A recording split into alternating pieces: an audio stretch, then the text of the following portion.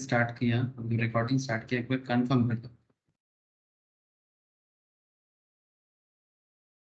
I think हो गया sir, हो गया ना? Hello. Yes. Yes Yes. Okay sir, ठीक है। तो again good evening to all of you. जैसे कि जीएसटी क्लास है, और जीएसटी में very hot topic sir, input tax credit. मतलब जीएसटी का जान है सर।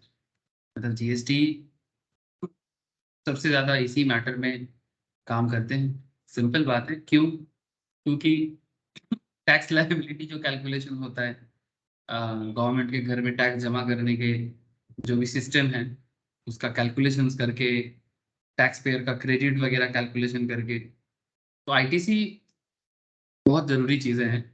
और इस आईटीसी को लेके ही पूरा जीएसटी में जो भी टैक्स पेयर्स होते हैं, जो गुड्स बेचते हैं, सर्विस बेचते हैं, है ना, तो उनके लिए बहुत ही ज़रूरी चीज़ें हैं सर। अब बात ये है सर, हम लोग तो सर एक्सपर्ट बन रहे हैं, और एज एन एक्सपर्ट हम लोग का दायित्व ये होता है कि हम लोग पूरा आईटीसी कॉन्सेप्ट को एकदम अंदर से समझें, और उसी डेप्थ में हम लोग थोड़ा सा आगे बढ़े हैं। जितना भी आगे बढ़े हैं आईटीसी में, उसका बाकी चर्चा कंटिन्यू करेंगे। ओके, तो जैसे मुझे याद आ रहा है मैं आपको एक बार फिर भी स्क्रीन शेयर करके दिखा देता हूँ कि क्या क्या कॉन्सेप्ट अभी भी डिस्कशंस हुआ है, और क्या कॉन्सेप्ट अभी भी डिस्कशंस करना थोड़ा बाकी है। चलो स्क्रीन शेयर कर लेते हैं।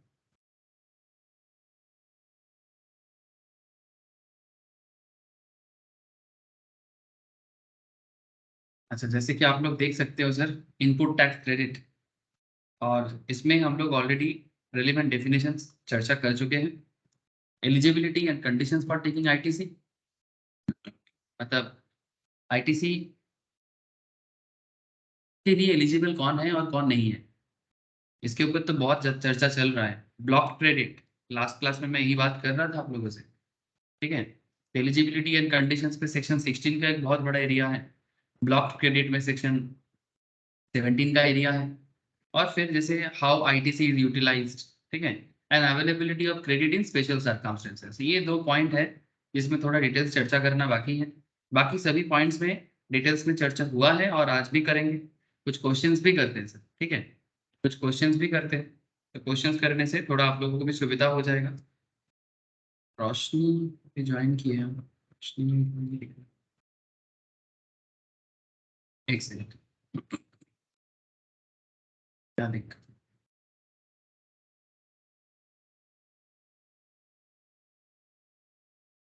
ठीक है, तो जैसे कि आप सभी को ही देख पा रहे हो कि हम लोग लास्ट दिन जिस पॉइंट में आप लोगों को डिस्कशंस करना छोड़े थे, जैसे कि लास्ट दिन मैंने ये सब डिस्कशंस किया था ना सर, ये पॉइंट में डिस्कशन हुआ था कि bill to shift to model, मतलब सेक्शन 16 का, सेक्शन 16 सबसेक्शन 2 क्लॉज बी, जिसमें आप लोगों ने ये देखा था कि सामान किसी और के पास जा रहा है, बिल किसी और के पास जा रहा है ना, तो क्रेडिट किसको मिलेगा, है ना, और कैसे क्रेडिट यूटिलाइजेशन होगा। तो ये एक बहुत ही अच्छा डिस्कशन था। फिर सर हम लोग filing of return section 16 subsection 2 clause D, फिर हम लोग गुड्स रिसीव्ड इन लॉट्स, अगर लॉट में गुड्स रिसीव होता है तो कैसे आईटीसी ले सकते हो, सेक्शन 16 सबसेक्शन 2, ठीक है। इसी तरह से हम लोग अलग अलग पॉइंट में बात किए थे। फिर ऐसा करते करते sir apportionment of credit and block credit section 17 sir, है ना, इसके ऊपर भी बहुत वाइटल डिस्कशन हुआ है, स्पेशली मोटर व्हीकल में, है ना।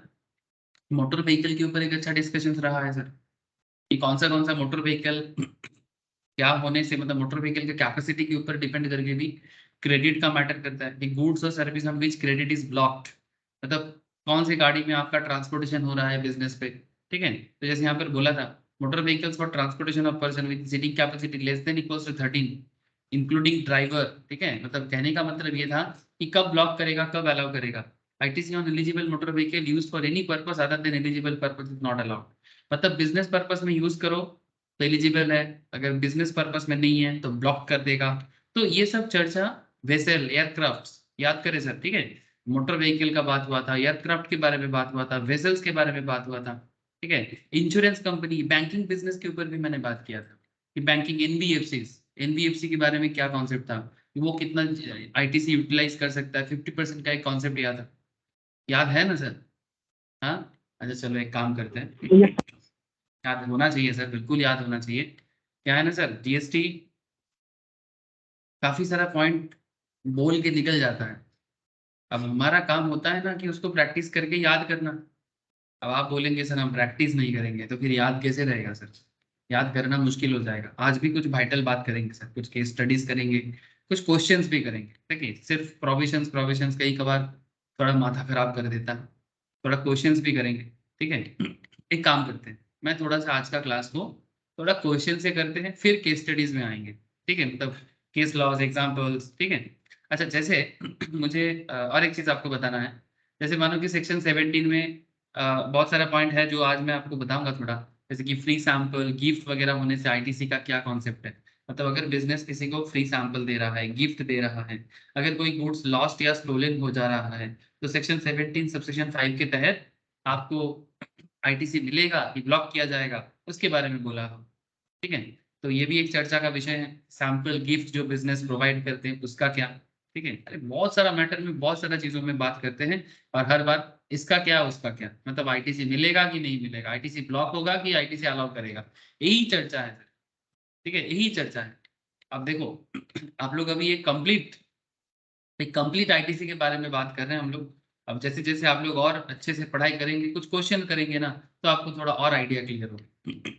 ठीक है। जैसे ये सेक्शन 18 का भी बहुत ही अच्छा कॉन्सेप्ट है, स्पेशल सर्कमस्टेंसेस, इसका भी एक बात कर लेंगे। ठीक है, इसमें भी कुछ अलग अलग एग्जांपल्स आपके साथ में डिस्कस करूंगा। ये भी एक बहुत अच्छा पॉइंट है sir. Transfer of ITC on account of change in constitution of registered person.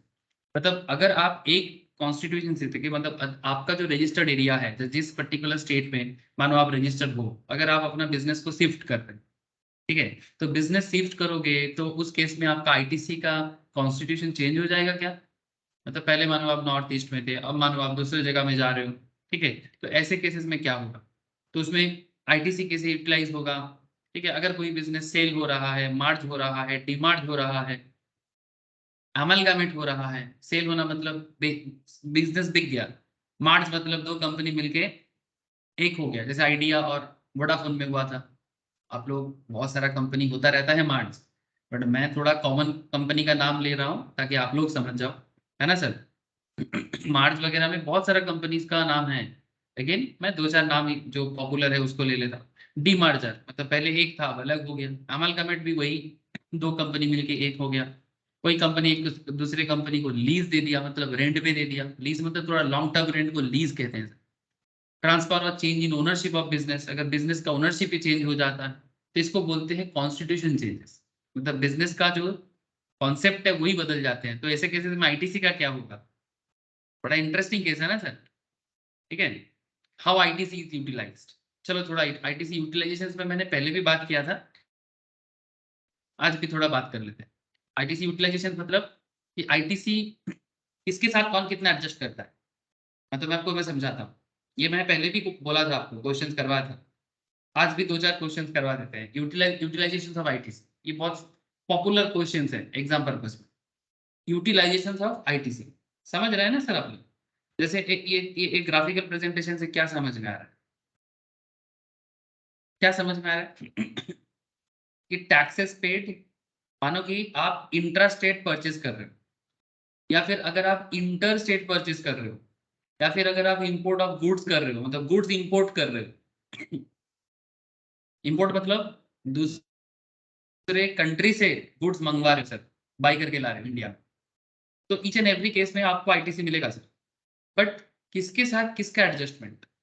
मानो अगर आप सेम स्टेट में, जैसे हम लोग का होम स्टेट करेंटली क्या है सर, हम लोग कहाँ बैठ के बात कर रहे हैं? ऑब्वियसली वेस्ट बंगाल में बैठ के बात कर रहे हैं।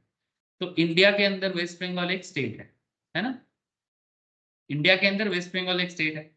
तो वेस्ट बंगाल के अंदर, okay, within the West Bengal, तो सिटी या सिटी हो, गांव हो, विलेज हो, फर्क नहीं पड़ता। Say for example we are now in Kolkata. तब कोलकाता से अगर मानो कि कोई गुड्स आप कहाँ कहाँ कहाँ, कोलकाता कोलकाता से कोई गुड्स परचेस कर रहा है, मानो कोई सिलीगुड़ी में बैठे हुआ बंदा, या मानो कोई वर्धमान में बैठा हुआ बंदा, ठीक है, दुर्गापुर आसाम से होता है, lot of cities. Now my question is that जब इंट्रा स्टेट लेवल पे परचेस होता है तो आप क्या टैक्स पे करते हो sir? CGST, SGST. It's a very simple concept, everybody know, सबको पता है। सर क्या बोलते हो, सबको पता है? हाँ सर, थोड़ा सेंस लगाने से ये पता करना बड़ा मुश्किल का बात नहीं है। तो जब भी इंट्रा स्टेट लेवल में होता है तो टैक्स जो पे होता है वो सीजीएसटी एंड एसजीएसटी होता है, मतलब central goods and service tax and state goods and service tax. जैसे मानो अगर कोई गुड्स में टैक्स रेट है 18%, तो सीजीएसटी मान लिया जाएगा 9%, एसजीएसटी मान लिया जाएगा 9%। सिंपल। 28% होगा तो 14, 12 होगा तो 6, 10 होगा तो 5 होगा तो 2.5, इस तरह से। ये सिंपल है, बड़ा ही सिंपल कॉन्सेप्ट है। लेकिन सर इसमें आईटीसी अगर आपको अवेलेबल है तो सीजीएसटी सीजीएसटी के साथ एडजस्ट करेगा, एसजीएसटी एसजीएसटी के साथ एडजस्ट करेगा।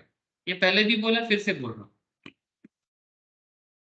इंटरस्टेट परचेस में आईटीसी का जब मैं पहले पहले क्लास स्टार्ट किया था, मतलब इससे पहले जो आईटीसी का फर्स्ट लेक्चर मोस्ट प्रोबेबली, वहां पर मैंने आप लोगों के क्वेश्चंस करवाया, आप कॉपी चेक करिए जरा, वहां पर आपको मिलेगा। ठीक है, कि कैसे आईटीसी यूटिलाइज होता है। अच्छा, टैक्सेस पेड में अगर मानो आप आईजीएसटी पे कर रहे हो, आईजीएसटी कब पे करोगे? मानो कि वेस्ट बंगाल से कोई प्रोडक्ट आप यूपी भेज रहे हो, यूपी मतलब उत्तर प्रदेश, यूके भेज रहे हो, यूके मतलब उत्तराखंड। उत्तराखंड, ठीक है। UK means Uttarakhand sir, not United kingdom. Okay, United kingdom से ला सकते हैं लेकिन वो इंपोर्ट ऑफ गुड्स में आएगा।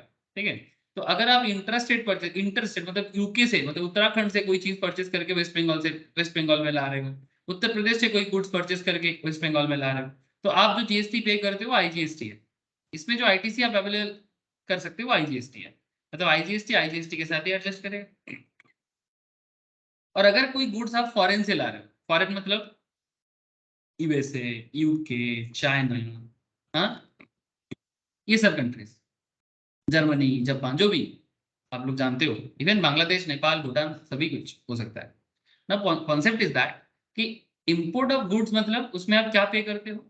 BCD. Sir what is BCD? What is BCD? Basic custom duty. Goods बाहर से लाना है तो कस्टम ड्यूटी पे करना है एक्सपोर्ट इंपोर्ट अथॉरिटी, ठीक है, कस्टम अथॉरिटी बोलते हैं। इनडायरेक्ट टैक्स डिपार्टमेंट का ही है हमारा जो इनडायरेक्ट इनडायरेक्ट टैक्स डिपार्टमेंट है ना सर। जैसे डायरेक्ट टैक्स डिपार्टमेंट क्या है? सीबीडीटी। वैसा इनडायरेक्ट टैक्स डिपार्टमेंट है। वो डिपार्टमेंट आपसे बीसीडी लेता है, बेसिक कस्टम ड्यूटी। इसके साथ साथ आप आईजीएसटी भी पे करते हो, और आईटीसी जो आप इसमें एडजस्ट कर सकते हो और आईजीएसटी को ही एडजस्ट कर सकते हो।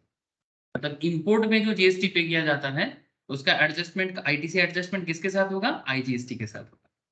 तो ये सब यूटिलाइजेशन है सर, आईटीसी का यूटिलाइजेशन। अब ऐसा क्वेश्चन आप लोगों ने कर लिया तो मैंने जस्ट आपको एक बार याद दिलाया। अच्छा, एक काम करते हैं सर, कुछ एग्जाम्पल करते हैं, ठीक है, कुछ एग्जाम्पल करते हैं, फिर जाके मैं आपको फिर से प्रोविजंस पढ़ाता हूँ। ठीक है, कुछ एग्जाम्पल करते हैं, फिर से मैं आपको प्रोविजंस पढ़ाता हूँ। ठीक है, जैसे ये जो आईटीसी एडजस्टमेंट के ऊपर जो मैंने आपको अभी बात कराया, ठीक है, तो चलो इसी से एक एग्जाम्पल लेते हैं ना कि सर आईटीसी का यूटिलाइजेशन कैसे होता है। आप सिंपल ऐसे बोल सकते हो, सर यूटिलाइजेशन ऑफ आईटीसी कैसे कैलकुलेट होता है। I hope you understand sir, utilisation of ITC. तो बात को जरा समझे, ठीक है, बात को जरा समझे। तो what is utilisation of ITC? मतलब आईटीसी आपके पास, अच्छा आईटीसी कैसे अवेलेबल होता है ये सब तो आप लोग जानते हो सर। एक एक परचेजर जब भी कोई प्रोडक्ट परचेज करता है, परचेजर जब भी कोई प्रोडक्ट परचेज करता है, पहले वो क्या करेगा? परचेज करने के टाइम पे इनपुट टैक्स पे करेगा, और फिर बाद में जब वो सेल करेगा तो वो आउटपुट टैक्स पे करेगा। ठीक है, अब आउटपुट टैक्स क्या है? आउटपुट टैक्स वो एक्चुअली बायर से कलेक्ट करता है और फिर गवर्नमेंट के घर में देता है, और बाद में जब वो पेमेंट करता है तब इनपुट टैक्स और आउटपुट टैक्स में एडजस्टमेंट होता है। इसका बहुत सिंपल सा कॉन्सेप्ट है। ये जो आईजीएसटी में आपको 1300 का आईटीसी अवेलेबल दिख रहा है, ये कहाँ से आया? ये कंप्यूटेड है, ये कंप्यूटेड है, बट ये कहाँ से मिला? जैसे आप देख सकते हो, आपका यहाँ पर बताया जा रहा है कि सर आपके पास आईजीएसटी अवेलेबल है, आउटपुट टैक्स लाइबिलिटी, मतलब सरकार आपको बोल रहा है कि भाई इतना इतना आपका लाइबिलिटी बन रहा है। गवर्नमेंट मतलब गवर्नमेंट ऑफ इंडिया, ठीक है, स्टेट गवर्नमेंट भी हो सकता है।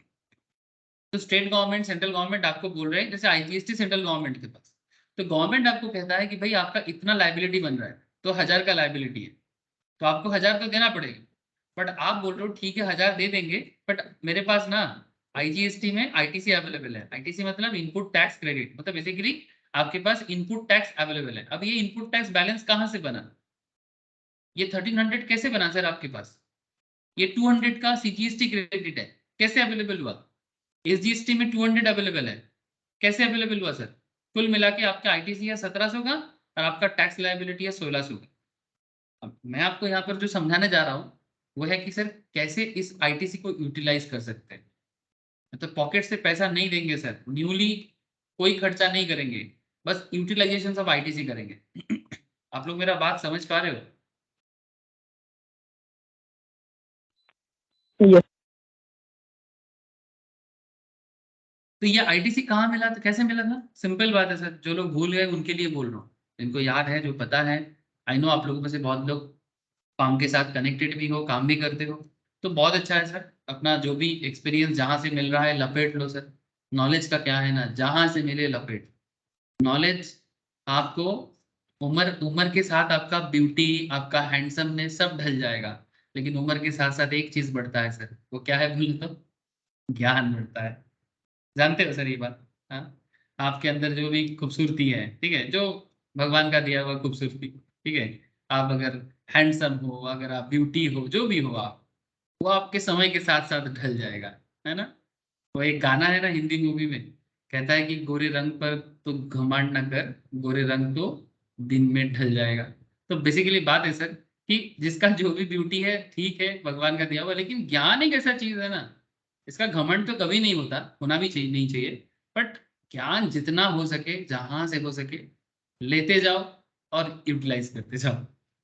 अब बात ही उठता है सर कि सर ये बता दो कि सर ये आईटीसी यूटिलाइजेशंस, ये जो आईटीसी यूटिलाइजेशंस तो कर लेंगे, लेकिन आईटीसी आया कहाँ से? सिंपल बात है सर, जो परचेजर है वो जब जब कोई गुड्स परचेज किया है उसने जो टैक्स भरा है उसी का है।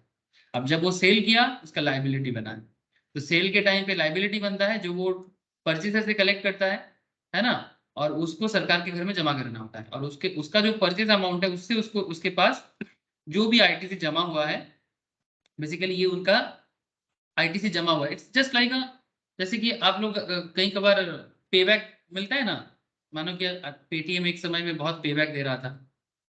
पेटीएम अगर मानो कहीं पर 500 का पेमेंट करते थे तो पेटीएम आपको 10 पे बैक कर दिया, ऐसा करते करते आजकल भी देता है फ्लिपकार्ट वगैरह। हाँ सर, कॉइन वगैरह देता है ना, क्या बोलते हैं उसको? ये सब आप लोग नॉर्मल लाइफ में भी यूज करते हो, आजकल बड़ा पॉपुलर हो गया है। क्रेडिट कार्ड में भी क्रेडिट जमता है, हाँ, परचेस करने के साथ साथ। जैसे फ्लिपकार्ट में कोई कुछ खरीद रहा है तो कॉइन जमता है, उसको आप बाद में यूटिलाइज कर सकते हो सेकेंड टाइम परचेस के टाइम पे। होता है कि नहीं होता सर? अरे क्या मैं सही बोल रहा है सर। हूँ? यस ये वही कॉन्सेप्ट है ना, वही कॉन्सेप्ट है, कुछ नया नहीं है। मतलब जीएसटी सुन के लोग थोड़ा सा चिंता में पड़ जाता है, क्या क्या चीज होगा, अरे कुछ नहीं है। अच्छा यहाँ पर मुझे कहाँ मिलेगा रे फ्लिपकार्ट में कॉइन वगैरह का डिटेल्स? लॉगिन करना पड़ेगा क्या? हाँ सर, लॉगिन ना खोला दिखावे ना। लॉगिन नहीं करने से नहीं दिखाएगा? लॉगिन करने का तो छोड़ो, मुझे पता ही नहीं क्या पासवर्ड है इसका। अच्छा ठीक है, मैं जस्ट आपको ऐसे ही रिवार्ड में तो नहीं दिखाते, दिखाएगा नहीं, लॉगिन करने से दिखाता है। क्या बोलते हैं, फ्लिपकार्ट कॉइन बोलते हैं ना उसको? है सर। सुपर सुपर कॉइन, हाँ, फ्लिपकार्ट सुपर कॉइन, ये देखो वही चीज है। इसका भी एक थोड़ा वैलिडिटी है, ऐसे आईटीसी का भी वैलिडिटी है, 1 साल तक यूज नहीं करोगे तो वो भी इनवैलिड हो जाता है। ये लोग भी इसका वैलिडिटी देता है। आप अगर मानो 1 लाख का 10,000 का परचेज करते हो, कुछ कॉइन जमा होता है आपके पास, है ना? जैसे जैसे कुछ कॉइन जमा होगा, अब वो कॉइन को आप फर्दर परचेज के टाइम पे उस पर कॉइन का वैल्यूएशन होता है, उसको आप यूटिलाइज करते हो। यू नो दिस थिंग्स, आप लोगों को पता है, मैं तो बस कनेक्ट कर रहा हूँ आपको। वैसा ही चीज है, ये भी वही है, ये कॉइन, ये फ्लिपकार्ट कॉइन की तरह ही है, फ्लिपकार्ट कॉइन की तरह ही है, बस वही है। तो सिंपल बात है, परचेस के टाइम पे जो टैक्स आपने दिया था उसका जो क्रेडिट आपके पास अवेलेबल है उसको अभी यूज करना है। Now the big question is that कि सर ठीक है, मैं आपको जो बात कहने के लिए आया हूं अभी इस पर्टिकुलर पॉइंट पे, वो ये है कि आप कैसे कैसे यूटिलाइज कर सकते हैं। यूटिलाइज करने का दो तरीका है, वन मतलब दो नहीं, 3 4 तरीका भी हो सकता है, बट मैं आपको 2 तरीका समझाऊंगा तो आपको समझ में आ जाएगा। जैसे देखो, ये यहाँ पर आईजीएसटी लाइबिलिटी है आपका कितना, मतलब गवर्नमेंट कह रहा है कि मेरे घर में 1000 जमा करो। ओके, अब ये 1000 जमा करने के लिए आईजीएसटी का 1000 जमा करोगे तो आईजीएसटी का कितना क्रेडिट आपके पास है, मतलब आईजीएसटी का कितना कॉइन है आपके पास। 1000 जमा करने के लिए कितना कॉइन है, 1300 कॉइन है, 1300 वैल्यू का। तो प्लीज इतना मुझे बताओ, क्या ये 1000 इस 1300 से एडजस्ट हो जाएगा? Yes sir. है ना, एडजस्ट हो जाएगा, बिल्कुल हो जाएगा। तो जब आप इसका देखो कैसे कर रहे हैं, आईटीसी ऑफ आईजीएसटी, अच्छा इसको बोलेंगे हम लोग discharge of output IGST liability. Discharge करना मतलब, डिस्चार्ज करना मतलब जो भी लायबिलिटी है उसको खत्म करो, डिस्चार्ज करो, छोड़ दो उसको, लायबिलिटी को छोड़ दो, मतलब निकाल निकाल दो उसको, जो भी है लायबिलिटी खत्म करो। तो लायबिलिटी कैसे एडजस्ट हो जाएगा, 1000 का लायबिलिटी है, 1000 का लायबिलिटी 1300 से एडजस्ट हो जाएगा 1000, लेकिन फिर 1300 से 1000 चला जाएगा। 1300 से अगर आईटीसी आप आईजीएसटी के लिए 1000 ले लेते हो, अभी भी कितना पड़ा हुआ है 300। अब क्वेश्चन है सर कि हम लोग ये भी चीज पढ़े हैं कि सीजीएसटी का जो लायबिलिटी है इसका भी एडजस्टमेंट आईजीएसटी से हो सकता है, एसजीएसटी का भी जो लायबिलिटी है इसका भी एडजस्टमेंट आईजीएसटी से हो सकता है। तो ये जो 1300 से 1000 चला गया, बट स्टिल मेरे पास 300 पड़ा हुआ है ना। अब सीजीएसटी एसजीएसटी आईजीएसटी के साथ एडजस्ट करता है, आईजीएसटी क्रेडिट को सीजीएसटी एसजीएसटी लेता है, ये चीज मैंने आपको फर्स्ट दिन क्वेश्चन में भी पढ़ा था, मैं फिर से पढ़ा रहा हूँ। अब क्या है, इस 1000 में से 1000 तो चला गया, 1300 था, 1300 से 1000 यूटिलाइज हो गया, 1000 का लायबिलिटी खत्म। अब यहाँ पर 300 है सीजीएसटी का, discharge of CGST output liability, output मतलब सेल्स लायबिलिटी। अब इसका कितना है, टोटल लायबिलिटी कितना बता रहा है, लायबिलिटी बता रहा है 300 का।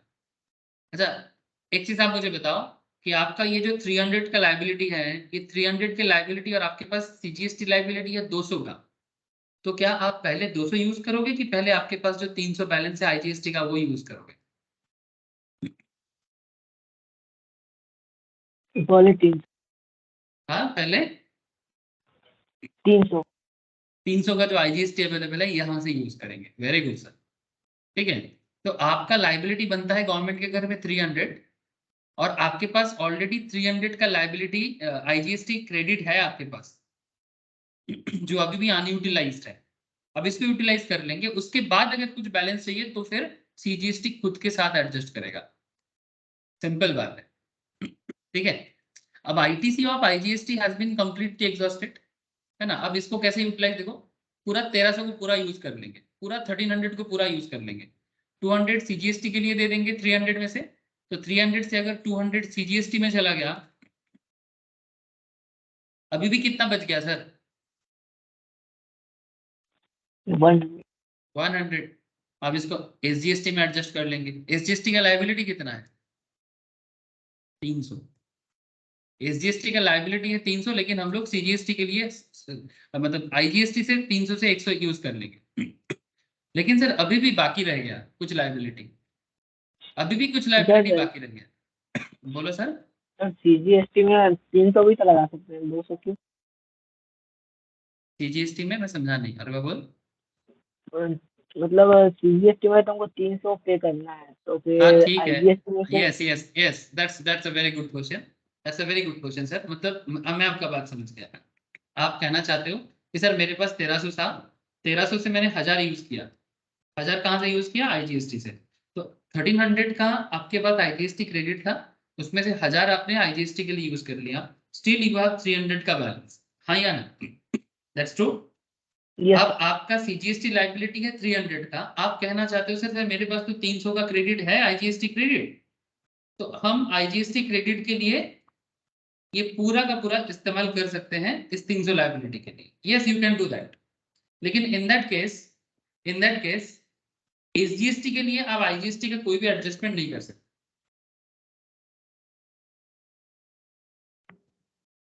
চেষ্টা করতে আছে দুই দিকে সমান থাকে, তাই না স্যার? हाँ बोल, मुझे समझा नहीं, अरे बोल। চেষ্টা করতে আছে দুই দিকে সমান থাকে।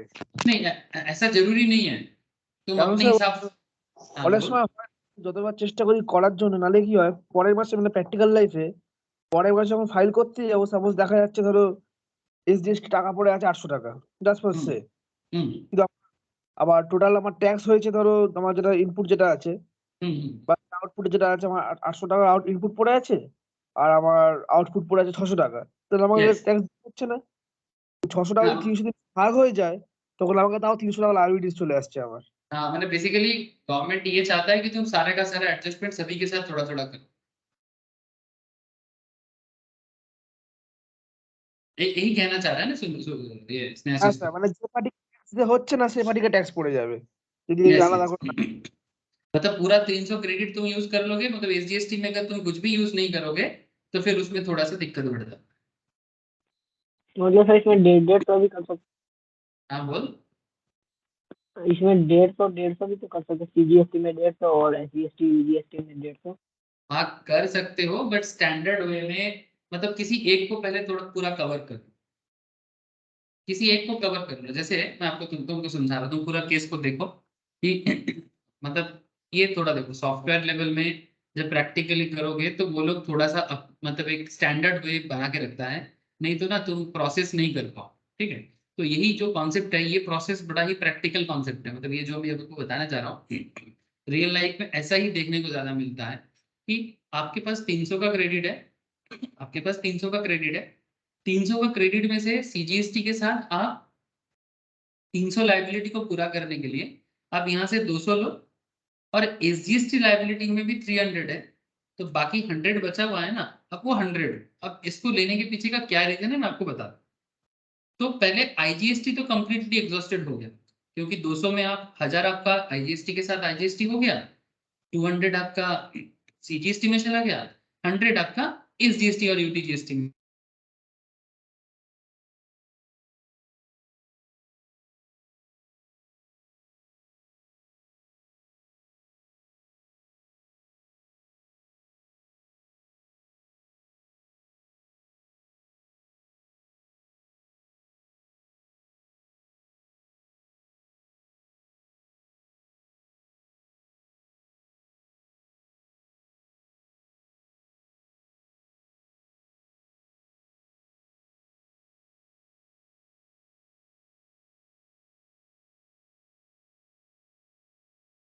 थोड़ा आवाज नहीं आ रहा। आवाज आ रहा है क्या ये सब आ रहा है। थोड़ा सा इलेक्ट्रिसिटी इशू है सर ठीक है इलेक्ट्रिसिटी बड़ा फ्लक्चुएट कर रहा है तो क्या मेरा आवाज क्लियर आ रहा है और आप लोगों को स्क्रीन नजर आ रहा है হ্যাঁ স্যার। यस सबको अंश अर्को नील शालिनी शिवम स्नेहाशीष ओके सर ठीक হ্যাঁ স্যার। ठीक है सर अब फिर से एक बार फ्लक्चुएशन हो सकता है बार बार आ रहा है जा रहा है पता नहीं यार गर्मी गिरा होगा लोड अभी तक दिया नहीं है एसी सब कोई चला रहा है आई थिंक इसी कारण हो सकता है मे बी ठीक है क्योंकि गर्म गिर गया ना सर समर जैसे आ गया ऑलरेडी ऐसा लग रहा है आज से अच्छा तो देखो तो कहना जो मैं चाह रहा था कि आपके पास 1300 में से 1000 का टोटल क्रेडिट मतलब 1300 से 1000 टोटली यूटिलाइज हो गया आईजीएसटी के साथ अब सेकेंडली आप 200 और 100 भी सीजीएसटी एसजीएसटी को दे रही है अब ITC of IGST has been completely exhausted CGST और एसजीएसटी में अगर देखा जाए अभी भी सीजीएसटी में लायबिलिटी बचा कितना है 100 सीजीएसटी में लायबिलिटी बचा है 100 लेकिन सीजीएसटी का जो भी लायबिलिटी आपके पास बचा हुआ है सीजीएसटी में क्रेडिट भी तो है आपका सीजीएसटी क्रेडिट कितना है 200 तो इस 200 में से आप 100 ले सकते हो आउट ऑफ 300 मतलब इस 300 को पूरा करने के लिए ऑलरेडी आप 1300 से 200 लेके रखे और इस 200 से बाकी 100 लेके आप इस कंप्लीटली 200 और 100 करके ये 300 को कंप्लीट कर सकते हो पहले मुझे ये बताओ ये हाँ या ना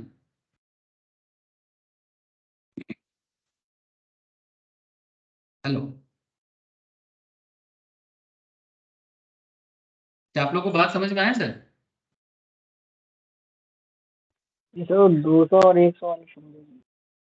नहीं समझ में आया क्यों मतलब सर किस बेसिस में बांटा है वो?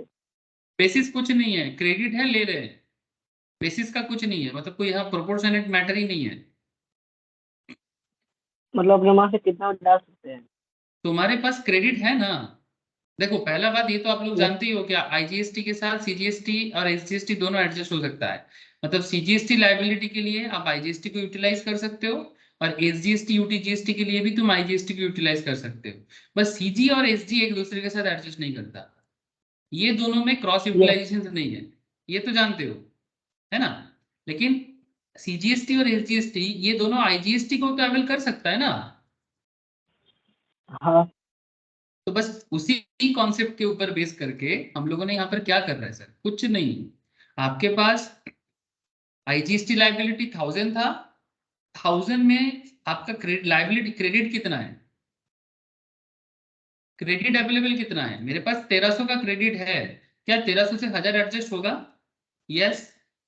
बचा क्या, आईजीएसटी में कितना बचा, बैलेंस कितना बचा सर, 300। अब इस 300 में से ये जो 300 है इसके साथ सीजीएसटी एडजस्ट कर लो, सीजीएसटी में एक काम करो आप 200 दे दो, और एसजीएसटी में आप 100 दे दो, 300 को खत्म करो। लेकिन अभी भी देखा जा रहा है कि आपका सीजीएसटी 300 में से 200 यूटिलाइजेशन हुआ आईजीएसटी के साथ, और यहाँ पर 300 में से 100 यूटिलाइजेशन हुआ इस मतलब आईजीएसटी के साथ। तो अभी भी आपके पास कुछ हिसाब बाकी है लाइबिलिटी को देने के लिए। तो आपके पास जो हिसाब बाकी है उसमें से 100 आप 200 में से और 100 यहाँ जोड़ दो, और यहाँ पर भी 200 में से और 100 आप यहाँ जोड़ दो।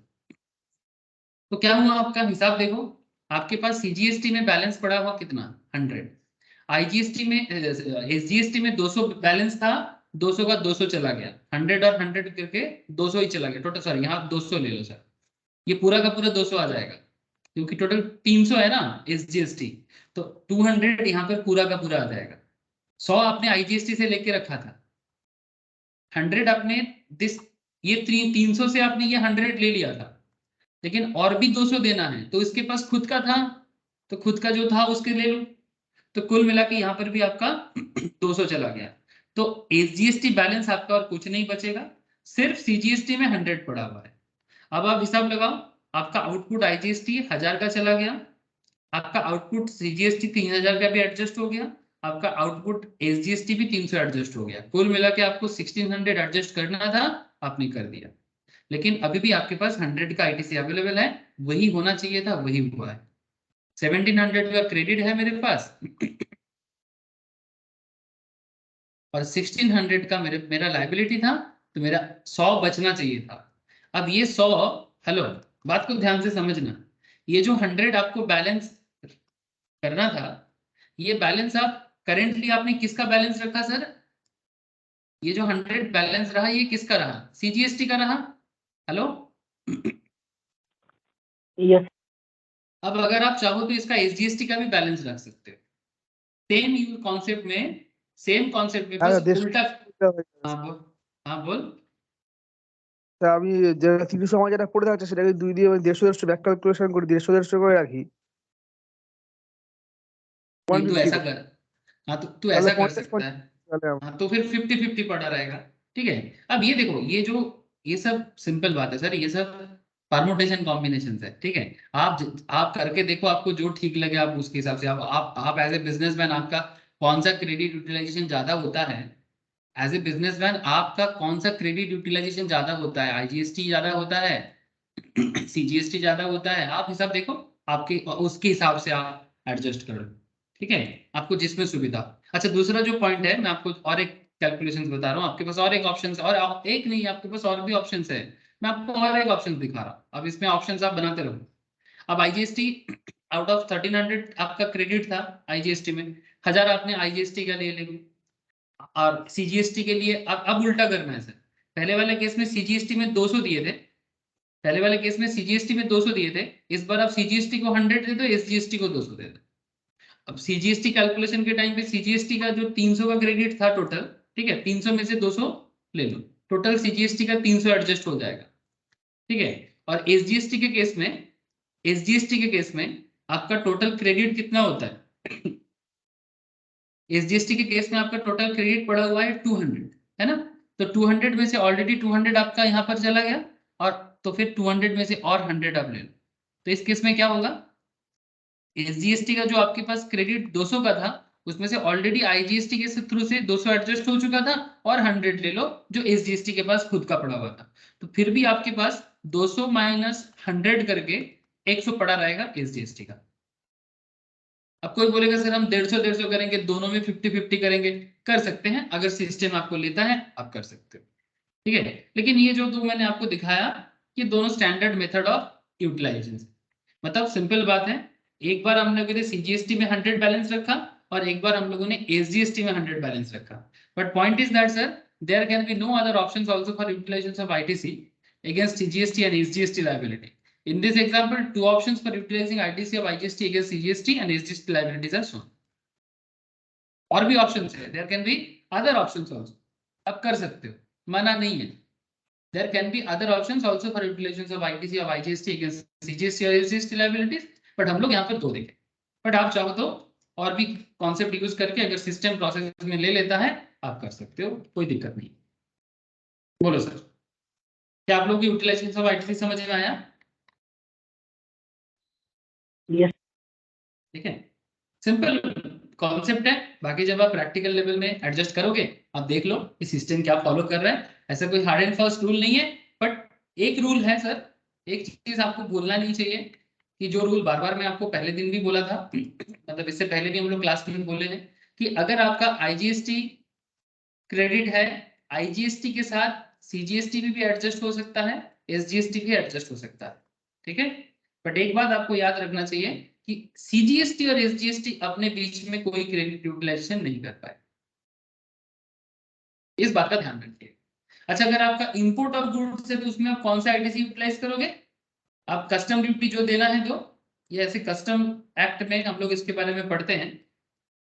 जब आप कस्टम एक्ट पढ़ेंगे, नॉर्मली सीएस को एग्जीक्यूटिव लेवल में पढ़ना पड़ता है, और सीएमए वाले को भी इंटर में पढ़ना पड़ता है, ठीक है। सीए को फाइनल लेवल में पढ़ा जाता है, ठीक है। समझ आ रहा है ना सर? तो कस्टम एक्ट पढ़ने के टाइम पे आप देखोगे कि कैसे बीसीडी का यूज हो रहा है, मतलब कस्टम ड्यूटी का यूज कैसे होगा, ठीक है। उसमें आईजीएसटी का भी यूज कैसे करना है, ये समझ जाओगे आप लोग। बट फिलहाल आपको इतना याद रखना चाहिए, गुड्स जब इंपोर्ट करते हैं, गुड्स इंपोर्ट करने के टाइम पे आप जो जीएसटी पे करते हो वो आईजीएसटी है, और इंपोर्टिंग के केस में जो आईटीसी है वो आईजीएसटी का ही आईटीसी होगा, ओके।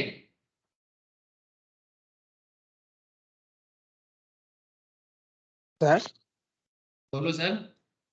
तो कस्टम से तो आईजीएसटी रिफंड है ना सर? अभी एकदम नॉर्मल जैसे होना चाहिए वैसा ही होता है, पूरा क्रेडिट सिस्टम के साथ होता है, ठीक है। बाकी कस्टम्स के कैलकुलेशन कॉन्सेप्ट थोड़ा सा अलग है, अलग मतलब वही टोटल अमाउंट के साथ कस्टम अमाउंट जोड़ के फिर उसके साथ आईजीएसटी क्रेडिट अमाउंट को इनटू करके, ठीक है। ये जब आप लोग कस्टम पढ़ेंगे ना, तब मैं आप लोगों को थोड़ा कस्टम्स के बारे में बता पाऊंगा। फिलहाल जो मतलब बेसिक्स जो था वो मैं आपको बता, ओके। अच्छा चलो सर, और कुछ क्वेश्चंस करते हैं, और कुछ क्वेश्चंस करते हैं। अच्छा मैं थोड़ा सा आपको एग्जांपल करा रहा हूँ, क्योंकि प्रोविजंस पढ़ पढ़ के ना कभी कभी मेरा भी माथा खराब हो जाता है आप लोगों को बताते बताते। तो इसलिए मैं सोचा कि आज थोड़ा एग्जांपल सॉल्व कराते हैं, तो आप लोगों को भी थोड़ा सा अच्छा लगेगा कि कैसा क्वेश्चंस हो सकता है, कैसा कैसा सवाल हो सकता है आपको, मतलब मैथमेटिकल सवाल जो हो।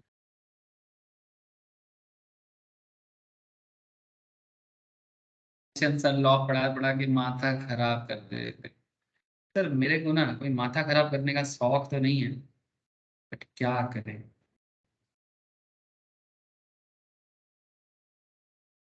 नहीं, टाइम तक नहीं आया, ठीक है। अच्छा आगे देखिए सर, क्या हो गया, कनेक्टेड हो सर? क्या आवाज आ रही है? हेलो, आवाज आ रहा है क्या? है सर। यस। है सर। Okay sir.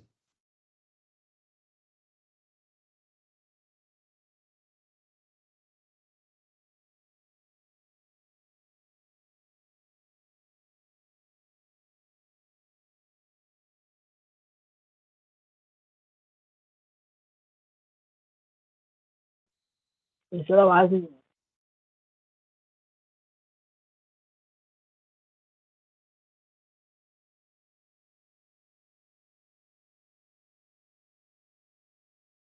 यस, हो गए कनेक्टेड? फिर से थोड़ा सा फ्लक्चुएशन है आप लोग, बोलो जरा। यस हाँ सर। ठीक है सर। तो जैसे आप देख पा रहे हैं सर, एबीसी कंपनी लिमिटेड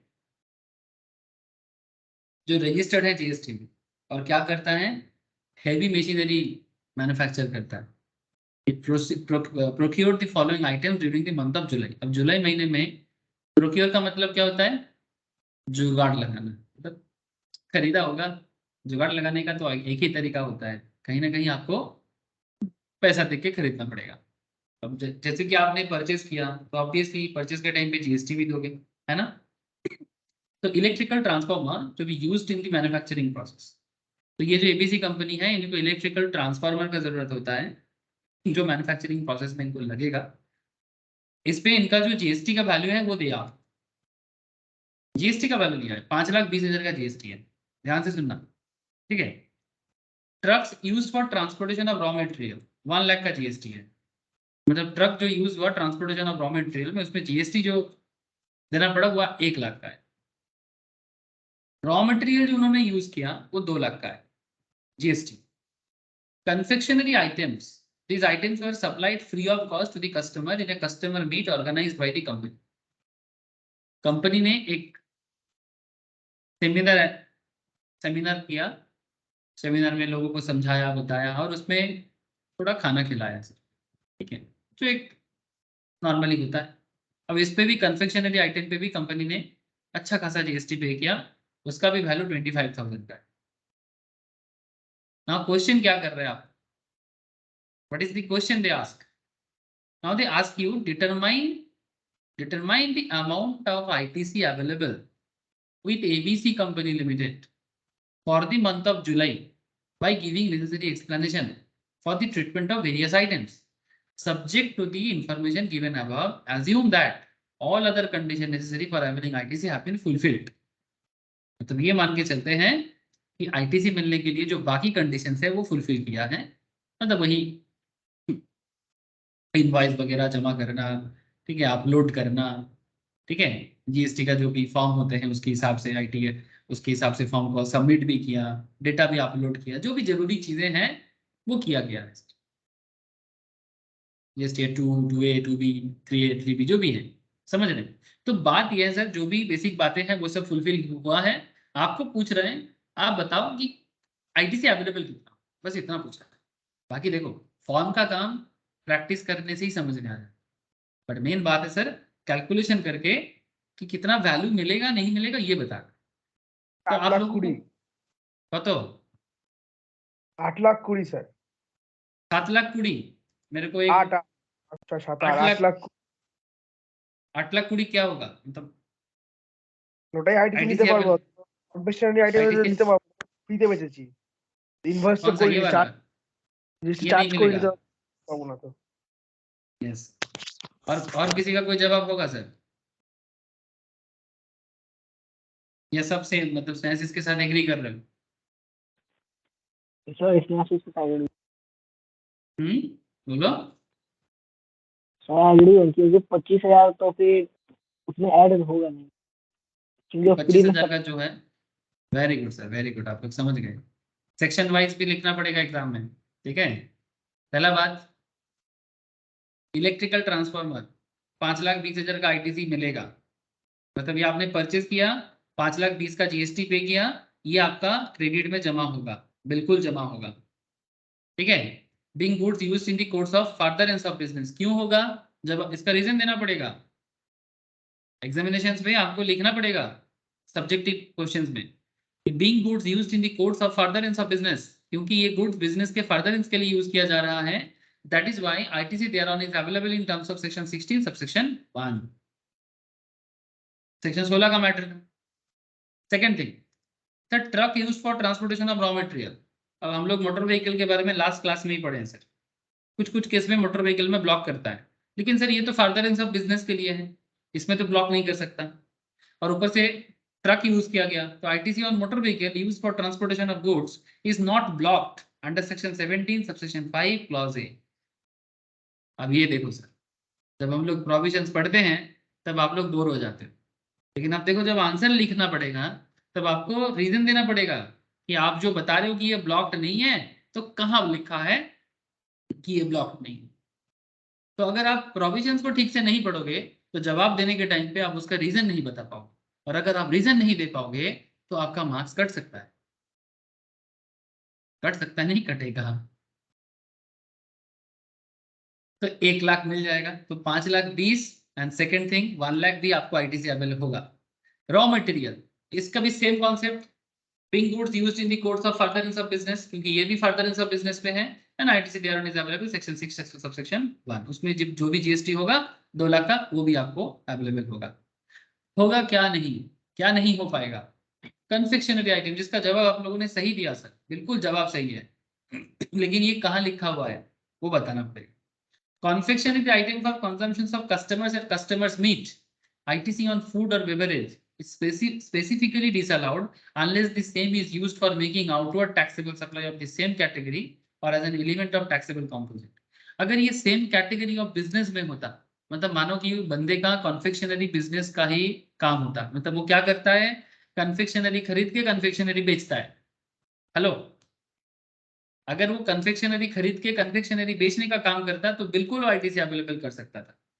हम लोग से शायद एक जलंधर और लुधियाना का कोई कैटरिंग सर्विस में भी एक बात किए थे सर, कि अगर वो लोग सेम कैटरिंग सर्विस में है तो आईटीसी लेगा, बट अगर वो अलग सर्विस में है तो फिर वो आईटीसी नहीं ले पाएगा। तो वैसा ही कॉन्सेप्ट है कि use for making outward taxable supply, अगर वो कन्फेक्शनरी को आउटवर्ड टैक्सेबल सप्लाई मतलब सेल करता और फिर उसमें जीएसटी लेता तो वो बिल्कुल उसमें आईटीसी ले सकता था, बट ये नहीं हो पाएगा। और क्योंकि वो कंपोजिट और मिक्स सप्लाई के अंदर भी आ सकता है, बिल्कुल आ सकता है, no issue with that. Section 17 subsection 5 clause B sub clause 1, section 17 subsection 5 clause B subsection sub clause 1, ठीक है। नील, ये नहीं आएगा। तो कुल मिला के जो जवाब मुझे मिला है आप लोगों से, स्नेहाशीष विश्वजीत ने भी दिया है, 8,20,000 टोटल आईटीसी आपको अवेलेबल हो जाएगा। Very good sir. 25,000 नहीं मिलेगा, लेकिन क्यों नहीं मिलेगा, कौन से सेक्शन के तहत नहीं मिलेगा और क्यों मिलेगा और कौन से सेक्शन के तहत मिलेगा, ये चीज जानना जरूरी है सर। और एक एग्जांपल करें, चलिए अनदर एग्जांपल। बोझा जात से तो समझ में आ रहा है ना कि कैसा कैसा क्वेश्चन हो सकता है। हेलो, ऐसा yes sir. XYZ Limited registered under GST is engaged in the manufacture of taxable goods. फिर से taxable goods मैन्युफैक्चर करते हैं exempted category of goods में। Compute the ITC available with XYZ Limited for the month of October for the following particulars. आपको information given किया है, आपको ITC calculate करके बताना है।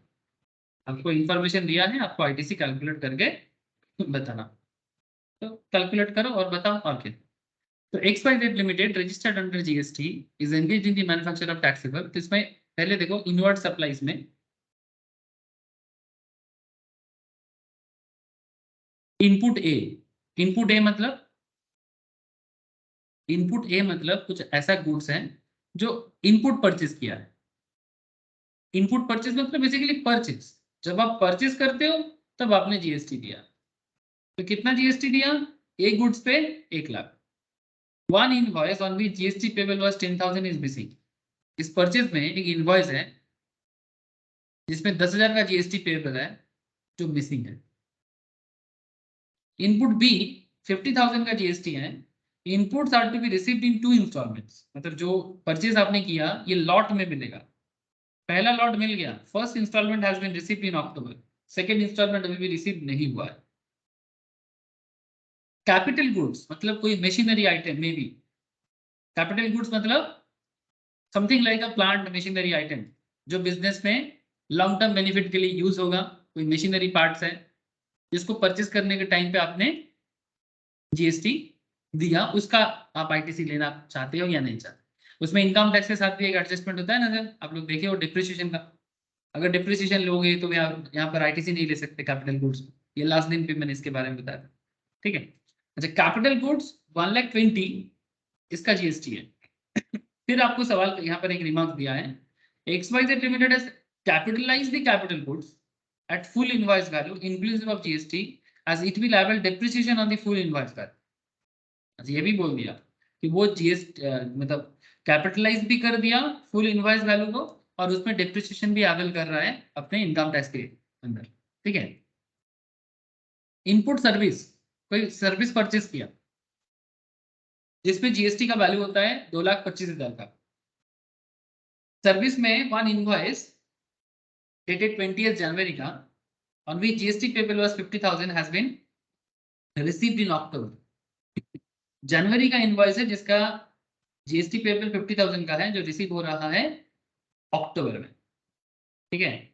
Now they ask you question, क्या आपको आंसर, सवाल क्या पूछता है, subject to the informations given above assume that all other conditions necessary for availing ITC has been fulfilled. An annual return of the previous financial year was filed on 15 September. Annual return भी 15 सितंबर को file कर दी।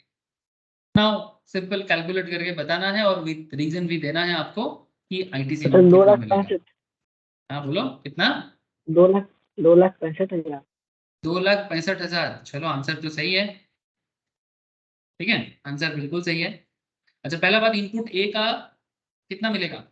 था तो 1 लाख का, 90,000, क्योंकि 10,000 का गुम हो गया invoice. Position of the missing part नहीं मिलेगा ना सर? ना, पोजीशन ऑफ द इनवॉइस तो नहीं। Yes sir. अगर आपके पास इनवॉइस नहीं है तो फिर आप कैसे लोगे इसका आईटीसी, है ना? इसलिए 10,000 नहीं मिलेगा। हाँ बोलो। और इनपुट बी का लास्ट इंस्टॉलमेंट अभी नहीं मिला, इसलिए नहीं होगा।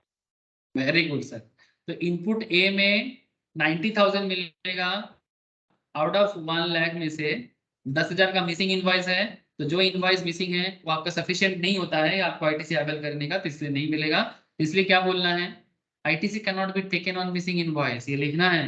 The registered person should have the invoice in its position to claim ITC section 16 subsection 2 clause A. फिर इनपुट बी, अगर कोई इनपुट आप इंस्टॉलमेंट में रिसीव कर रहे हो तो जब तक लास्ट इंस्टॉलमेंट नहीं मिल जाता है तब तक आप आईटीसी क्लेम नहीं कर सकते। So when inputs are received in installment, ITC can be added only on receipt of last installment. First provision to section 16 subsection 2 यहाँ पर बोला हुआ है। तो लास्ट इंस्टॉलमेंट तो अभी तक फर्स्ट ही मिला है, तो आईटीसी जब लास्ट इंस्टॉलमेंट मिलेगा तब अवेलेबल करना। तो फिलहाल nil. Very good sir. Sir तीसरा वाले का डेप्रिसिएशन कर लिया, इसलिए इनपुट टैक्स पे। Very good sir, very good. तीसरा में कैपिटल गुड्स में डेप्रिसिएशन अवेल कर लिया, section 16 subsection 3। Input tax paid on capital goods cannot be availed as ITC if depreciation has been claimed on such a tax component. अगर आप capital goods का depreciation को PGPP में use कर रहे हो, है ना? डेप्रिसिएशन कहाँ यूटिलाइज होता है? पीजीपीपी में।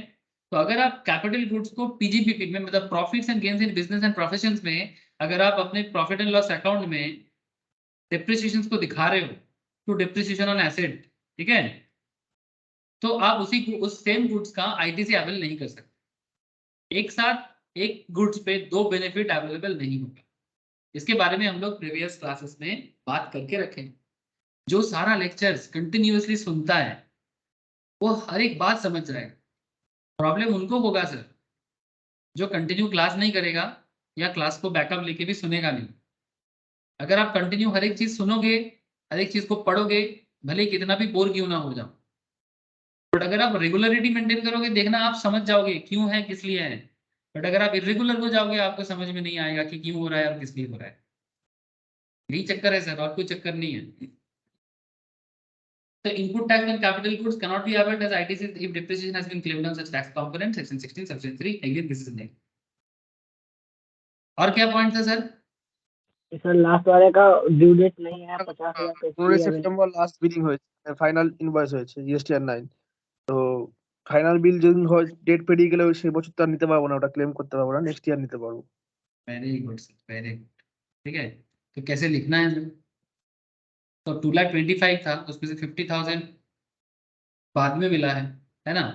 तो input services as per section 16 subsection 4 ITC on an invoice cannot be availed after the due date of furnishing the return for the month of September following the end of financial year to which such invoice pertains or the date of filing whichever is earlier. Since annual return for previous financial year has been filed on 15 September, prior to due date of filing of return for the month of September, that is 20th October. So ITC on the invoice pertaining to the previous financial year cannot be availed after 15 September. Last year का जो भी आपके पास है वो नहीं मिलेगा अभी, ठीक है। तो ये बाद में आप जब क्लियर करोगे, जब रिसीव करोगे, तब उसको आप दिखा सकते। फिलहाल 1,75,000 मिलेगा, वो 50,000 अवेलेबल नहीं हो पाएगा। तो टोटल आईटीसी कितना मिलेगा आपको? 2,65,000। ओके, ये चीज में मैंने ये जो आपका रिटर्न फाइलिंग का क्या कॉन्सेप्ट है, उसमें क्या कॉन्सेप्ट है, इसके ऊपर भी हम लोगों ने लास्ट क्लास में बात किया था। प्लीज जरूर एक बार आप लोग प्रोविजंस को गो थ्रू करते रहना सर, क्योंकि जो कुछ भी हुआ है आपके आंखों के सामने हुआ है और everything is as per provisions. अगर प्रोविजंस भूल जाओगे या समझ नहीं पाओगे तो फिर आप जवाब नहीं दे पाओगे। ऐसा ही क्वेश्चन होता है जीएसटी में। आई होप कि आपको समझ में आया सर।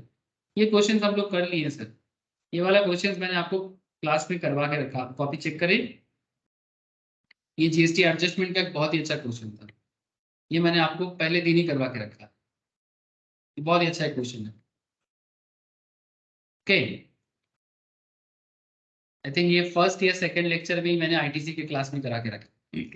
तो मोटा मोटी आईटीसी रिलेटेड क्वेश्चंस कैसे हो सकता है इसका आइडिया मैंने आपको दिया, ठीक है। बाकी कुछ क्वेश्चन मैं आपको प्रैक्टिस के लिए भी बोलूंगा कि आप लोग ये वाला नोट्स जिनके पास नहीं है वो मेरे से ले लो, और बहुत सारा क्वेश्चंस और भी हैं जो आप प्रैक्टिस कर सकते हो, और प्रैक्टिस करके आप अपना नॉलेज को एनहांस कर सकते हो आईटीसी कैलकुलेशन से, ठीक है।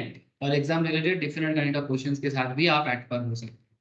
तो जरूर ये सब करीब 15 क्वेश्चन है आईटीसी रिलेटेड, ठीक है, और बेसिक क्वेश्चन भी है, ठीक है। तो आप जरूर एक बार गो थ्रू करें सर, ठीक है, अच्छे से प्रैक्टिस करें क्वेश्चन वगैरह को। अगर प्रैक्टिस कर लेते हो समझ के, ठीक है, बिना समझ के नहीं सर, बिना समझ के करना तो मूर्खता होगा, करके कोई फायदा भी नहीं। आई होप कि आपको आईटीसी क्लैरिटी ला रहा है सर। अच्छा, आईटीसी रिलेटेड कुछ इंपॉर्टेंट बातें मुझे एक बार आप लोगों के साथ, और कुछ बातें बाकी हैं, मुझे एक बार केस स्टडीज वगैरह थोड़ा कर लेना चाहिए, ताकि आप लोग घर पे बाकी जो भी पॉइंट्स रहेगा आप लोग खुद से भी थोड़ा गो थ्रू करोगे तो मुझे लगता है कि आप लोग समझ जाओगे, ठीक है।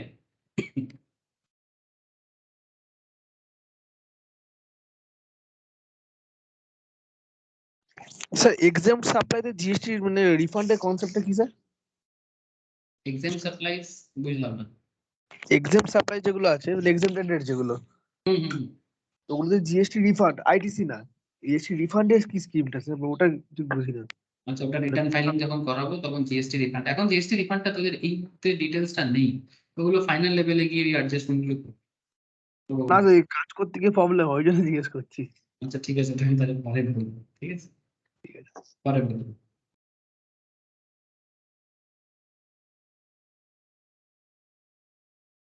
এগুলো সব রিটার্ন ফাইলিং এ কিছুটা বলার মানে আমি পাবো, বাকি বেশিরভাগ ডিসকাশন এই অ্যাডজাস্টমেন্ট যেগুলো বলছি যেগুলো ফাইনাল লেভেলে ডিসকাশন আছে, এখন অতটা ডিটেলস নেই, ওটা অনেকটাই ডিটেলস আছে, তবু যে ডিটেলস গুলো নেই সেগুলো পরে বলে দেবো অন্য সময়।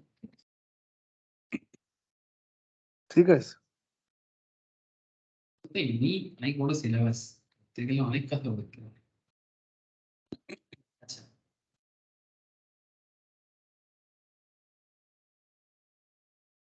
ये सब मैंने बोल दिया था, है ना।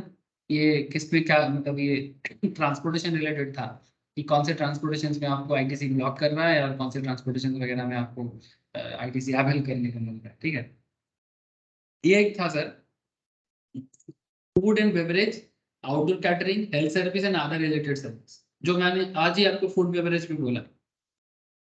फूड बेवरेज में मैंने आज ही आपके साथ डिस्कस किया कि फूड बेवरेज में क्या होता है, इसके बारे में मैंने अभी कुछ देर पहले आपके साथ एक चर्चा किया कि ये आपका food and beverage, outdoor catering, beauty treatment, health service, ठीक है। मतलब food beverage, outdoor catering, health service and other services, इसमें आईटीसी मिलता है कि ब्लॉक करता है, ये देखना पड़ता है कि आप किस हिसाब से उसको कर रहे हो, ठीक है।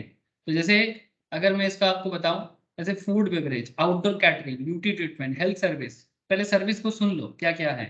Cosmetic and plastic surgery, life insurance and health insurance, membership of club health and fitness centre, travel benefits extended to employees on vacation of as leave of home travel concessions, ठीक है।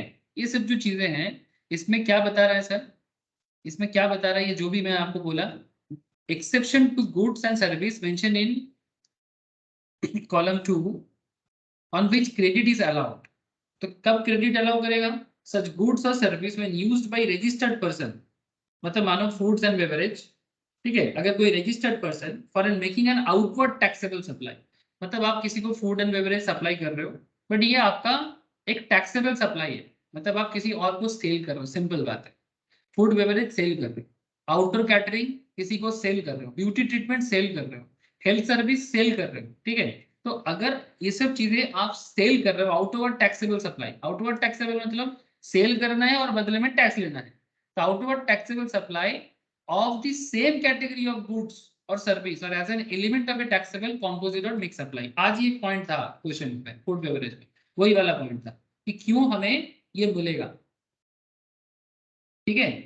सच गुड्स और service when provided by an employer, अगर मानो कोई goods और service कोई employer और कोई एम्प्लॉय के बीच में चल रहा है, such goods and service when provided by an employer to its employ under statutory obligations, मतलब एम्प्लॉयर एम्प्लॉय में कोई कॉन्ट्रैक्ट हुआ था जिसको हम लोग नॉर्मली पार्क्विजिट्स वगैरह बोलते हैं, ठीक है। तो अगर कोई एम्प्लॉयर एम्प्लॉय के बीच में किसी भी तरह का कॉन्ट्रैक्चुअल बेसिस पे चल रहा है तो तब भी वो क्रेडिट अलाउड होता है, ठीक है। ये यही चीज यहाँ पर बोला है। तो फिर अल्टीमेट पॉइंट क्या निकलता है sir, ITC on such goods or service is allowed in case of a subcontracting, that is when such goods or service are used by the taxpayers, मतलब अगर आप कोई goods, foods and beverage, outdoor catering etcetera, beauty treatment, ठीक है, when such goods or services are used by the taxpayers who is in the same line of business, मतलब आप simple बात है, आप cosmetic and plastic surgery line में कोई चीज परचेज कर रहे हो फिर उसको सेल कर रहे हो, सेम लाइन ऑफ बिजनेस में, for example outdoor catering service availed by another outdoor caterer, मतलब अगर आप सेम लाइन में हो तो क्रेडिट मिलेगा, अगर आप अलग लाइन में हो तो आपको क्रेडिट ब्लॉक कर दिया जाएगा। When such goods or services are provided by the employer to its employee without any statutory obligation, ITC is thereon is blocked। अगर कोई स्पेशल ऑब्लिगेशंस नहीं है, ठीक है, तो in that case employer employee अगर किसी को कोई गुड्स या सर्विस दे रहा है तो वो ब्लॉक कर दिया जाएगा, ठीक है। कुछ और एग्जांपल मैं आपको देता हूँ, या फिर और एक चीज है, when such goods or services are provided by employer to its employee without any statutory obligation, ITC on there is blocked। अब एक कुछ एग्जांपल देखो, कुछ एग्जांपल देखो, आपको और क्लैरिटी मिलेगी कि कब आपको आईटीसी मिलेगा, कब आपको आईटीसी नहीं मिलेगा। वही मैं बार बार बोल रहा हूँ कि ये आईटीसी चैप्टर और कुछ नहीं, कब मिलेगा और कब नहीं मिलेगा इसी का खेल। ऐसे एग्जांपल देखो, manufacturing company purchase food items for being serve to its customer free of cost, जैसे कि आप लोगों ने बोला कि एक मैन्युफैक्चरिंग कंपनी आज ही क्वेश्चन की है, देखो कितना अभी मैचिंग कर रहे हैं। मैन्युफैक्चरिंग कंपनी अपने ही कस्टमर के लिए फ्री ऑफ कॉस्ट में फूड दे रहा है, तो क्या इसमें आईटीसी अवेलेबल होगा? भले ही उसने फूड आइटम को जीएसटी दे के लिया है, देना ही पड़ेगा जीएसटी उसको, लेकिन इसका जीएसटी का जो इनपुट क्रेडिट है, जैसे कि 25,000 का जो अभी अमाउंट था वो ब्लॉक कर दिया जाएगा, वो नहीं मिलेगा। लेकिन आप दूसरा एग्जांपल देख, ABN company a caterer of Amritsar, ये मैं बोला था शायद, has been awarded a contract for catering in a marriage to be held in Ludhiana. The firm has given the contract for supply of snacks to be served in the marriage to CD and Sons, a local caterer of Ludhiana। अब ध्यान से देखो बात को, ये दोनों ही कौन क्या कर रहा है, दोनों ही कैटरिंग सर्विस में है। ABN company a caterer of Amritsar और सीडी एंड सन्स जो लुधियाना में कैटरर है। अब इनके बीच में जो कुछ भी सेल परचेस बनेगा तो ITC on such outdoor catering service availed bye ABN company को अलाउ किया जाएगा, है ना सर? बोलो, बात समझ में आ रहा है कि नहीं आ रहा है?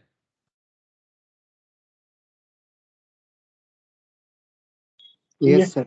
है ना? ये छोटा छोटा चीज आपको ध्यान रखना है। ITC on outdoor catering service availed by a garment exporter. अब गारमेंट एक्सपोर्टिंग में काम करते हो for a marketing event organise for its prospective customer. अब देखो, आप गारमेंट एक्सपोर्टर हो बट आपने आउटडोर कैटरिंग सर्विस अवेल किया, उसमें आपने जीएसटी दिया। से फॉर एग्जांपल आपने 1 लाख का खाना ऑर्डर किया था जिसमें आपका जीएसटी पड़ गया मानो 18,000 का। अब आप बोल रहे हो कि नहीं, मुझे ये जीएसटी बिजनेस पर्पस में मैंने किया था, मेरे को आईटीसी मिलना चाहिए, मैं मान के चल रहा हूँ 18% जीएसटी इसलिए। लेकिन सर ये ब्लॉक है, ये 18,000 आपको नहीं मिलेगा। Outdoor catering service is availed by a company to run a free canteen in its factory. ये मैं बोल दिया था पहले भी, ठीक है। अगर कोई फैक्ट्री फ्री कैंटीन सर्विस चला रहा है आउटडोर कैटरिंग से लेके, ठीक है, as per factory act 1948 required the company to set up a canteen in its factory. अगर इसमें फैक्ट्री को किसी भी तरह का आईटीसी देना, जीएसटी देना पड़ता है, तो ITC on such outdoor catering is allowed. ध्यान रखिएगा कि फैक्ट्री एक्ट के तहत होगा तो ही मिलेगा, नॉर्मल अगर कोई एक्ट के तहत नहीं है तो नहीं मिलेगा। ऐसे फैक्ट्री बनाना है इंडिया में तो फैक्ट्री एक्ट के तहत ही बनाना है, लेकिन फिर भी अगर मानो कि बाद में पता चला कि भाई फैक्ट्री तो है पर वो फैक्ट्रीज एक्ट में रजिस्टर्ड नहीं है। The managing director of a company has taken membership of a club, the fees for which is paid by the company. Managing director club में मेंबरशिप लिया है, उसके लिए जीएसटी पे किया, लेकिन ये जीएसटी कंपनी के बिजनेस के लिए ब्लॉक्ड है आईटीसी। कंपनी एबल से service of a travel agency for organising a free vacation to top performing employees, इसका भी आईटीसी ब्लॉक है, बिकॉज ये सब फर्दर इन सब बिजनेस के लिए नहीं है एग्जैक्टली, ठीक है, इसीलिए ब्लॉक किया जाएगा, बिकॉज ये same category of line of business के साथ जुड़ा हुआ नहीं है। ये मैं लास्ट दिन भी बोल दिया था, मुझे अभी पढ़ाते लगा कि ये सब चर्चा हो गया था, पर फिर से एक बार बोल दिया सर, कोई बात नहीं सर, ठीक है, पढ़ाई है, दोबारा रिवाइज होने से कोई फायदा फर्क नहीं पड़ता। ये वाला देखो sir, work contract service for construction of immovable property. Sir ये क्या है वर्क कॉन्ट्रैक्ट सर्विस? सर ये सेक्शन 17 सबसेक्शन 5 क्लॉज सी में बोला है वर्क कॉन्ट्रैक्ट, बहुत ही वाइटल कॉन्सेप्ट है sir. Work contract service for construction of immovable property. अब ये होता क्या है इसमें, एग्जाम्पल करेंगे तो क्लैरिटी ऐसे ही हो जाएगा, बट फिर भी थोड़ा प्रोविजन पढ़ लेते हैं। One major input service ITC, one which is block, is input service relating to construction activity like office building construct कर रहे हैं, फैक्ट्री बिल्डिंग बना रहे हैं etcetera, except in case of persons like builders, developers, contractor who are undertaking construction for others, इनके case में available हो, बाकियों के लिए नहीं। However, ITC is available for routine construction related service like repairs, maintenance, renovations of office and factory building, etc. Thus, broadly, ITC in respect of construction service is not available when the expenses are capitalized in books of account. Simple बात है, अगर खर्चा को आप business में capitalise कर रहे हो तो उसमें ITC नहीं मिलेगा। Here it needs to be noted that capitalization of an expense does not depend on whether the taxpayer intends to have a ITC, ये डिपेंड नहीं करता है, but on the basis of accounting standards and GAAP। बात को ध्यान से समझे, कोई भी खर्चा जो आप कंस्ट्रक्शन करने के लिए कर रहे हो, अब सिंपल बात है सर, अगर आप कैपिटलाइज करने का मतलब क्या है, आप एक बिजनेस बना रहे हो, ठीक है, बिजनेस में आपने जो बैलेंस शीट यूज कर रहे हो, बैलेंस शीट बना रहे हो, उसमें आप कैपिटल के नाम पे जो खर्चा आपने बिजनेस में किया उसको आप कैपिटल में भी दिखा रहे हो, कि से फॉर एग्जांपल आपने 1 करोड़ लेके बिजनेस में आया, ठीक है, तो उसके ऊपर बेस करके आपने खर्चा कर रहे हैं बिजनेस पे, तो आपने कैपिटलाइज किया, तो कैपिटलाइज किया तो किस तहत किया, अकाउंटिंग स्टैंडर्ड्स के तहत किया, या फिर गैप के तहत। गैप क्या होता है, जनरली एक्सेप्टेड अकाउंटिंग प्रिंसिपल्स, जिसके बेसिस में पूरा अकाउंटिंग सिस्टम बना हुआ होता है, ठीक है। तो वही बात कर रहे हैं कि कैपिटलाइजेशन का मतलब आईटीसी अवेल करने के लिए नहीं, कैपिटलाइजेशन का मतलब अकाउंटिंग स्टैंडर्ड्स के तहत होना चाहिए, यही बात जीएसटी कह रहा है। So work contract has been defined in CGST act. Work contract क्या है, इसके लिए जीएसटी एक्ट ने डेफिनेशन दिया है, essentially work contract is A composite supply, मतलब ये कोई सिंगल सप्लाई नहीं है, it's a composite, various kind of चीजें होता है, उसमें गुड्स सर्विस मिला के होता है। So under the erstwhile law, definition of work contract included works in relation to both movable and immovable properties. However, under GST law, the ambit of work contract has been confined only to immovable property. यहाँ पर हम लोग सिर्फ immovable property को देखेंगे जो GST law बोलते हैं। भले ही वर्क कॉन्ट्रैक्ट में मूवेबल प्रॉपर्टी भी हो सकता है, इमूवेबल प्रॉपर्टी भी हो सकता है, पर जीएसटी सिर्फ इमूवेबल प्रॉपर्टी में बात करेगा। अब आपको मैं बताता हूं इमूवेबल प्रॉपर्टी क्या है as per the GST law. Immovable property has not been defined under GST law. Therefore, we will have to look the definition of movable property. कहाँ बोला है? General Clauses Act 1897 में बोला है। Section 3 subsection 26। सर एक law दूसरे law का help ले सकता है, ठीक है। defines the term immovable property to include land, benefits to arise out of land, मतलब जमीन हो सकता है, जमीन से जो भी बेनिफिट अराइज हो रहा है वो हो सकता है, and things attached to the earth, जो जमीन से जुड़ा हुआ है, और परमानेंटली फर्स्ट टू एनीथिंग, किसी के साथ एकदम परमानेंटली अटैच किया हुआ है और अटैच टू अर्थ है. The term attached to earth is defined in section 3 of the Transfer of Property Act. अब attached to earth के बारे में प्रॉपर्टी एक्ट में बोला है 1882 में. Attached का मतलब है rooted in the earth, as in the case of trees or shrubs. ठीक है. However, the term immovable property under the Transfer of Property Act does not cover standing timber, growing crop or grass. Property Act में standing timber, growing crop, grass को नहीं लिया गया, लेकिन इतना बोला है कि जो अर्थ के अंदर रूटेड किया हुआ है, जिसमें ट्री है, embedded in the earth as in the case of walls और बिल्डिंग्स. अगर बिल्डिंग या वॉल्स है जो अर्थ के अंदर एम्बेडेड किया हुआ है, मतलब एकदम चिपका हुआ है, मतलब थोड़ा मतलब उसको जैसे बोलते हैं ना भीत बना के एकदम जुड़ा हुआ. Attached to what is to so embedded for the permanent beneficial enjoyment of that which it is attached. तो सर ये डेफिनेशन दिया हुआ है प्रॉपर्टी एक्ट में एंड जनरल क्लॉजेस एक्ट में, what is immovable property. Okay. जो लोग CS का पढ़ाई करते हैं, जो लोग सीए का भी पढ़ाई करते हैं, उनको ये जनरल क्लॉज, सीएस को थोड़ा ज्यादा पढ़ना पड़ता है, जनरल क्लॉज सीए को भी पढ़ना पड़ता है, सीए में इसके बारे में फाइनल में पढ़ते हैं, सीए इसको इंटर में ही पढ़ता है जनरल क्लॉज एक्ट के बारे में. सीएस को भी एग्जीक्यूटिव लेवल में पढ़ना पड़ता है, प्रॉपर्टी एक्ट भी सीएस को एग्जीक्यूटिव लेवल में पढ़ना पड़ता है, सीए वगैरह इसके बारे में हल्का फुल्का फाइनल लेवल में हल्का फुल्का है. इतना सारा लॉ है, सारा लॉ दे देंगे तो पागल हो जाएंगे सब कोई, क्योंकि सीएस को लॉ का पेपर थोड़ा ज्यादा है, तो उन्हें एग्जीक्यूटिव ग्रुप 2 में फाइनल में भी बहुत सारे लॉ के ऊपर फोकस करना पड़ता है. चार्टर्ड को भी कम लॉ नहीं है सर, अच्छा खासा. अच्छा, अब बात करते हैं सर, ये जो आपको मैं अभी थोड़ा सा बताया, ठीक है, ये क्या है प्रॉपर्टी, इमूवेबल प्रॉपर्टी क्या है, ठीक है. अब ये तो सिंपल कुछ डेफिनेशन वाइज मैं आपको बोला. तो अभी आपको मैं जो बोलने जा रहा हूँ ये है सर कि कंस्ट्रक्शन सर्विस वर्क कॉन्ट्रैक्ट, उसके अंदर जो जीएसटी का कॉन्सेप्ट है उसका क्या, उसका आईटीसी का क्या. ठीक है. अब सबसे पहले आपको कंस्ट्रक्शन समझना पड़ेगा कि sir what is construction. Sir construction include क्या बोला है, रिकंस्ट्रक्शन, रिनोवेशंस, एडिशंस और अल्टरेशंस और repairs to the extent of capitalisation to the said immovable property.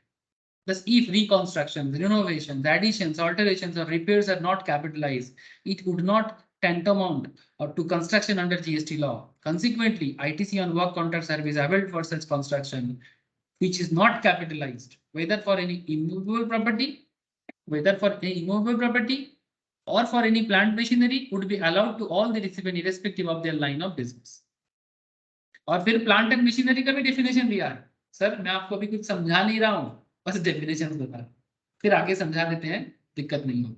अब प्लांट मशीनरी में बोला है apparatus, equipments, machinery fixed to earth by foundation or structural support that are used for making outward supply of goods or service and include such foundations of structural support.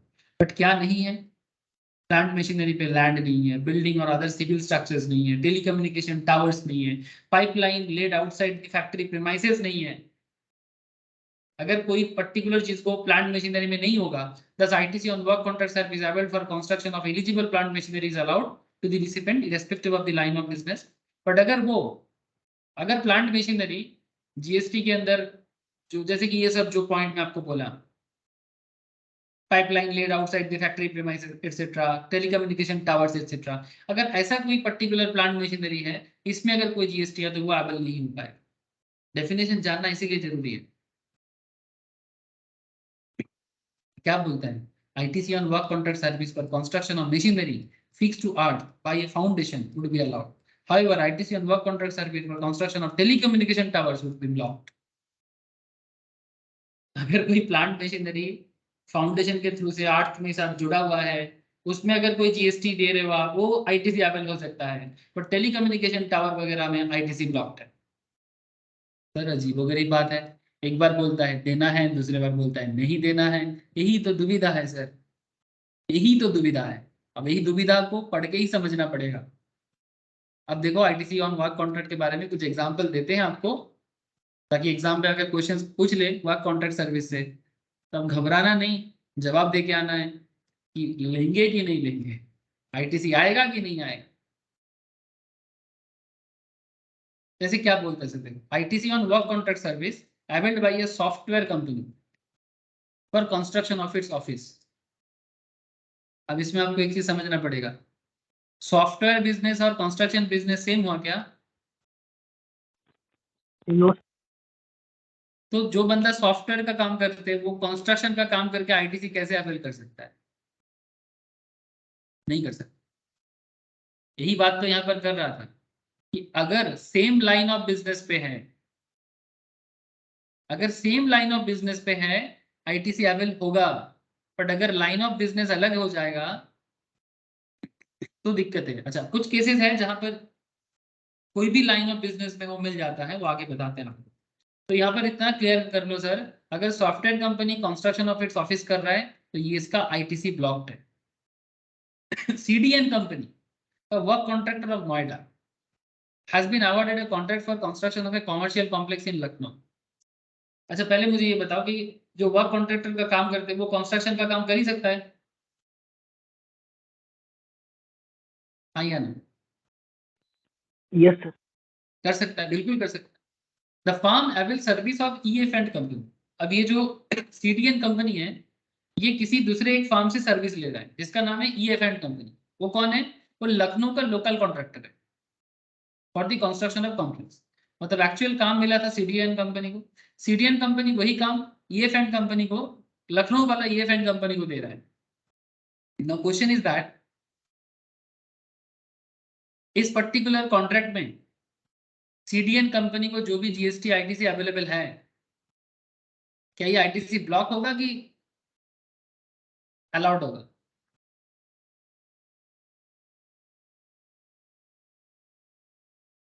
CDN company and ईएफएन company के बीच में जो कुछ भी GST का matter रहेगा बिल्कुल allowed होगा, क्योंकि पहले तो बात तो सेम लाइन ऑफ बिजनेस पे है, कंस्ट्रक्शन के काम पे ही है ये लोग, तो बिल्कुल अलाउड करना चाहिए। वही बात प्रोविजंस बोल रहा है। आप लोग एग्जांपल पढ़ते रहो, अब देखो समझ में पूरा आ जाएगा। ITC on work contract service availed bye automobile company for construction of a foundation, ध्यान से सुनना, construction of a foundation on which A machinery is to be mounted permanently। अगर कोई ऑटोमोबाइल कंपनी कोई वर्क कॉन्ट्रैक्ट सर्विस अवेल कर रहा है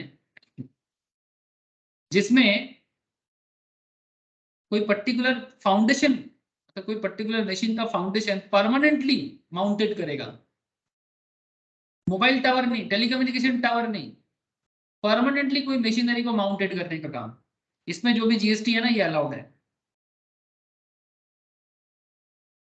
ITC on work contract service availed by a manufacturing company for construction of pipeline to be laid outside its factory। क्या होगा sir? Block ना, क्योंकि pipeline outside the factory is not a permanent type of काम, आज है कल नहीं है, और ये फैक्ट्री प्रेमाइसिस के बाहर है कंपनी, मतलब बेसिकली प्रेमाइसिस के मतलब फैक्ट्री का जो भी आउटलेट का चीजें हैं वो बाहर जाने के लिए, उसके लिए जो भी फैक्ट्री करेगा ना उसका जीएसटी अवेलेबल नहीं करेगा, उसको ब्लॉक करके रखा गया है। A consulting firm availed service for a work contractor for repair of its office building। Consulting firm है जो अपना बिल्डिंग को रिपेयर करेगा। The company has booked such expenditure in its PL, और उसके लिए बिजनेस जो भी खर्चा करेगा, तो कंसल्टिंग फर्म मतलब हमारा कोई सीए कंसल्टिंग फर्म या कोई सीएस कंसल्टिंग या सीएमए कंसल्टिंग फर्म, तो अगर कोई कंसल्टिंग फर्म अपना ही ऑफिस बिल्डिंग को रिपेयर करने का काम अवेल कर रहा है और उसके लिए जो भी खर्चा है वो पीएल में टू एक्सपेंसेस बोल के भी दिखा रहा है, booked such expenditure in PL, तो वो सर्विस जो भी आप ले रहे हो उसका जो भी आईटीसी है कंसल्टिंग फर्म को वो मिलेगा। कैपिटलाइज प्रॉपरली होना चाहिए तो आईटीसी अवेलेबल होगा। Telecommunication company has availed the service of a work contractor for a repair of its office building।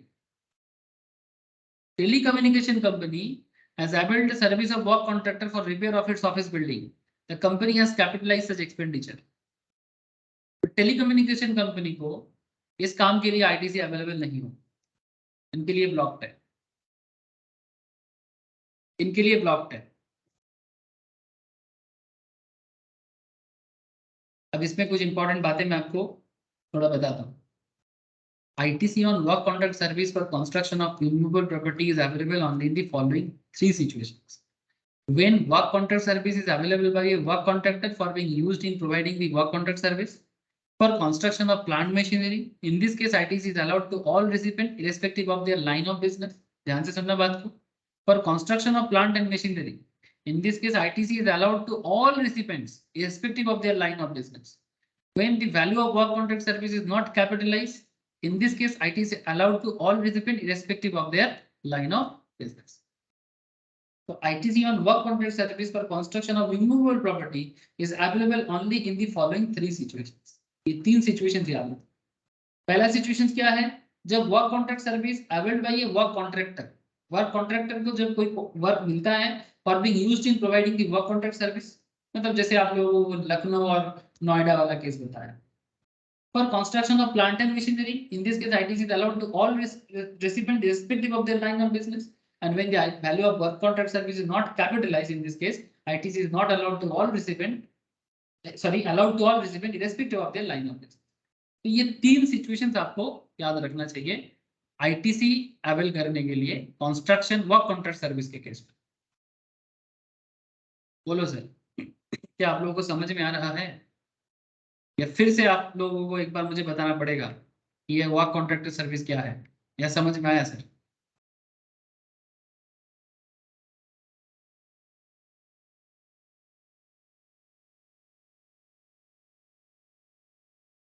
हाँ सर बोलो.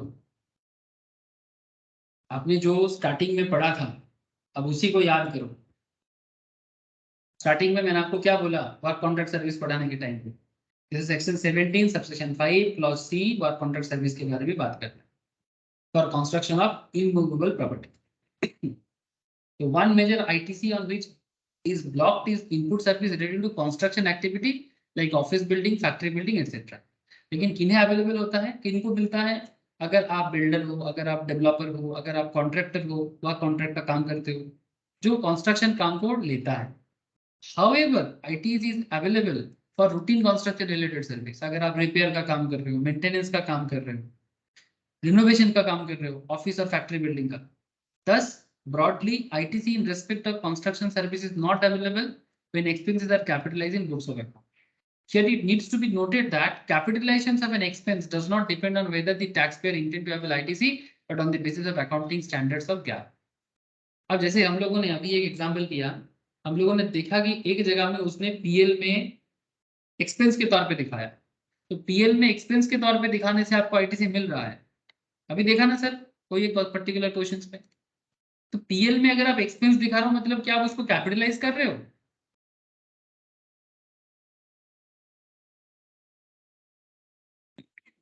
Hello. Consulting firm availed a service of work contractor for repair of its office building. The company has booked such expenditure in its PL. PL में आप तो expense कर रहे हो, तो capitalise करने का मतलब क्या? उसको कैपिटल में शो करना. जैसे ऑटोमोबाइल या पर टेलीकम्युनिकेशन कंपनी ये क्या कर रहे हैं? Has availed service of a work contractor for repair of its building. The company has capitalized such expenditure.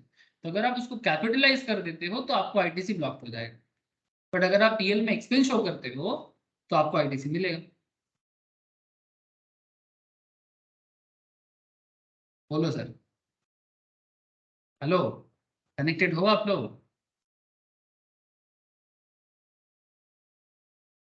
Yes sir. বোঝা যাচ্ছে কি যাচ্ছে না?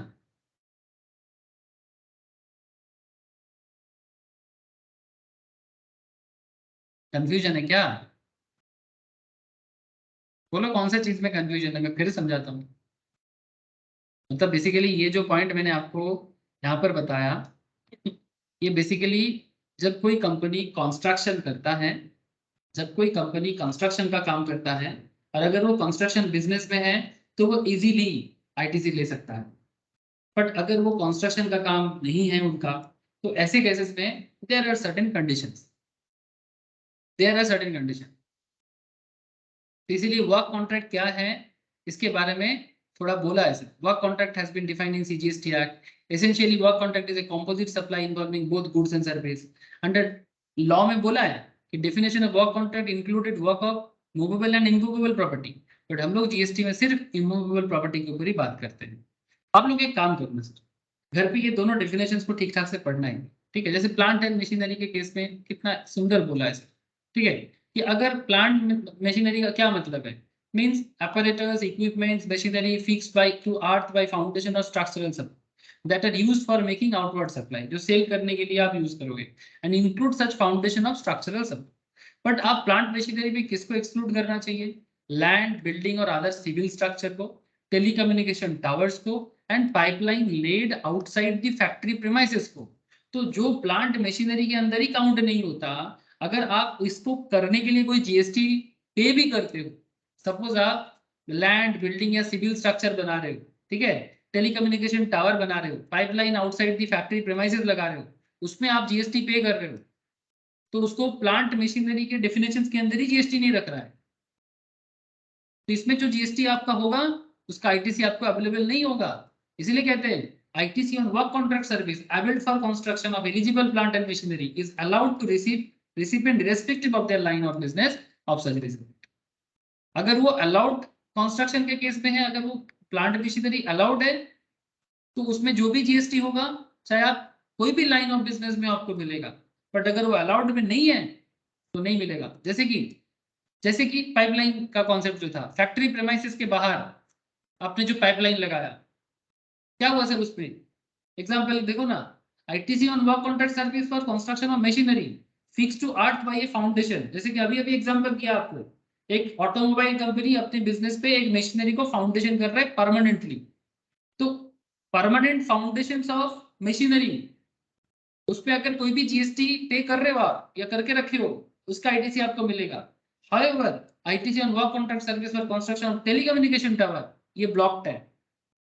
या फिर अगर आप आउटसाइड दी फैक्ट्री में पाइपलाइन लगा रहे हो, ब्लॉक्ड है, बिकॉज वो प्लांट मशीनरी के डेफिनेशंस के अंदर नहीं आता है।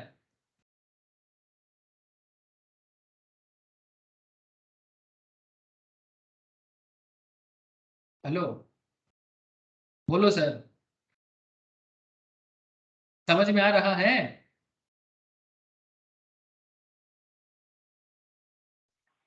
यस सर एक बार घर पे रीड जरूर करना वर्क कॉन्ट्रैक्ट सर्विस को। मैं समझ सकता हूँ थोड़ा सा ट्रिकी है, बट एक बार गो थ्रू करोगे ना, एक बार गो थ्रू करना क्लास के बाद, अब देखना आपको कैसे क्लियरली समझ में आ जाता है, बिल्कुल आएगा। Self construction of immovable property, section 17 subsection 5 clause D में बोलता है self construction of immovable property.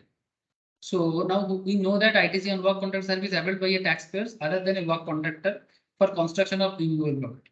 ठीक है, मतलब जो वर्क कॉन्ट्रैक्टर में है उनको छोड़ के बाकी लोगों को नहीं मिलता है। So we know that ITC on work contract service availed by a taxpayers other than a work contractor for construction of movable property other than a plant and machinery, plant machinery को छोड़ के is not available।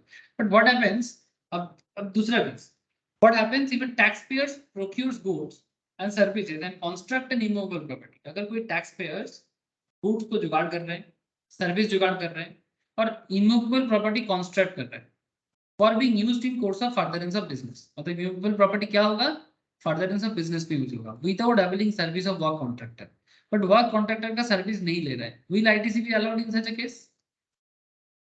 अगर आप किसी work contractor का service के बिना किसी भी तरह का इमूवेबल प्रॉपर्टी कंस्ट्रक्ट करते हो फॉर दी बिजनेस पर्पस, क्या आपको आईटीसी मिलेगा?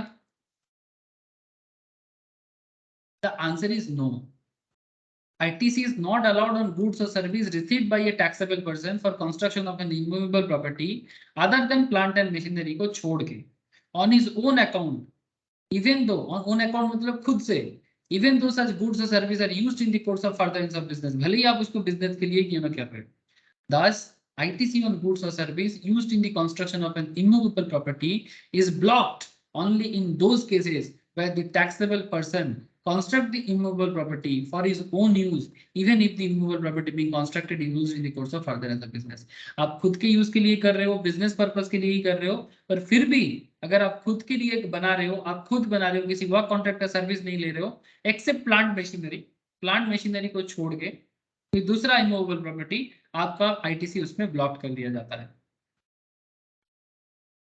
ठीक है, अब एग्जांपल देखते हैं कुछ।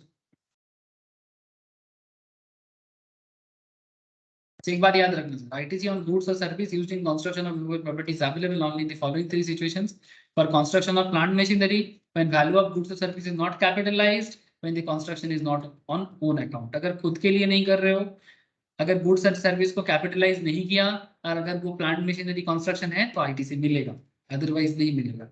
अब इसमें आप चलो आपको कुछ और एग्जांपल्स में देता हूँ। एक कंपनी सीमेंट बाय किया, टाइल्स बाय किया, क्या बाय किया? Cement, tiles etcetera, and avails the service of an architect for construction of its office building. Company ने सीमेंट लिया, टाइल्स लिया और आर्किटेक्ट का सर्विस लिया ऑफिस बिल्डिंग बनाने के लिए। क्वेश्चन इज दैट क्या उनको ITC मिलेगा?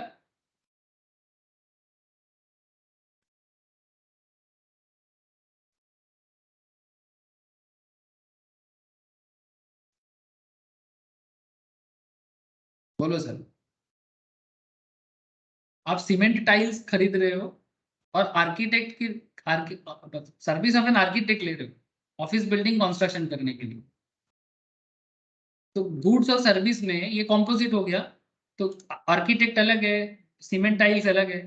तो क्वेश्चन इज दैट कि क्या आपको ITC मिलेगा? ये सेल्फ कंस्ट्रक्शन है, और पहले बात की ये इमूवेबल प्रॉपर्टी है, इसमें ITC आपका ब्लॉक्ड है। दूसरा पॉइंट देखो, आपको और क्लैरिटी मिलेगी।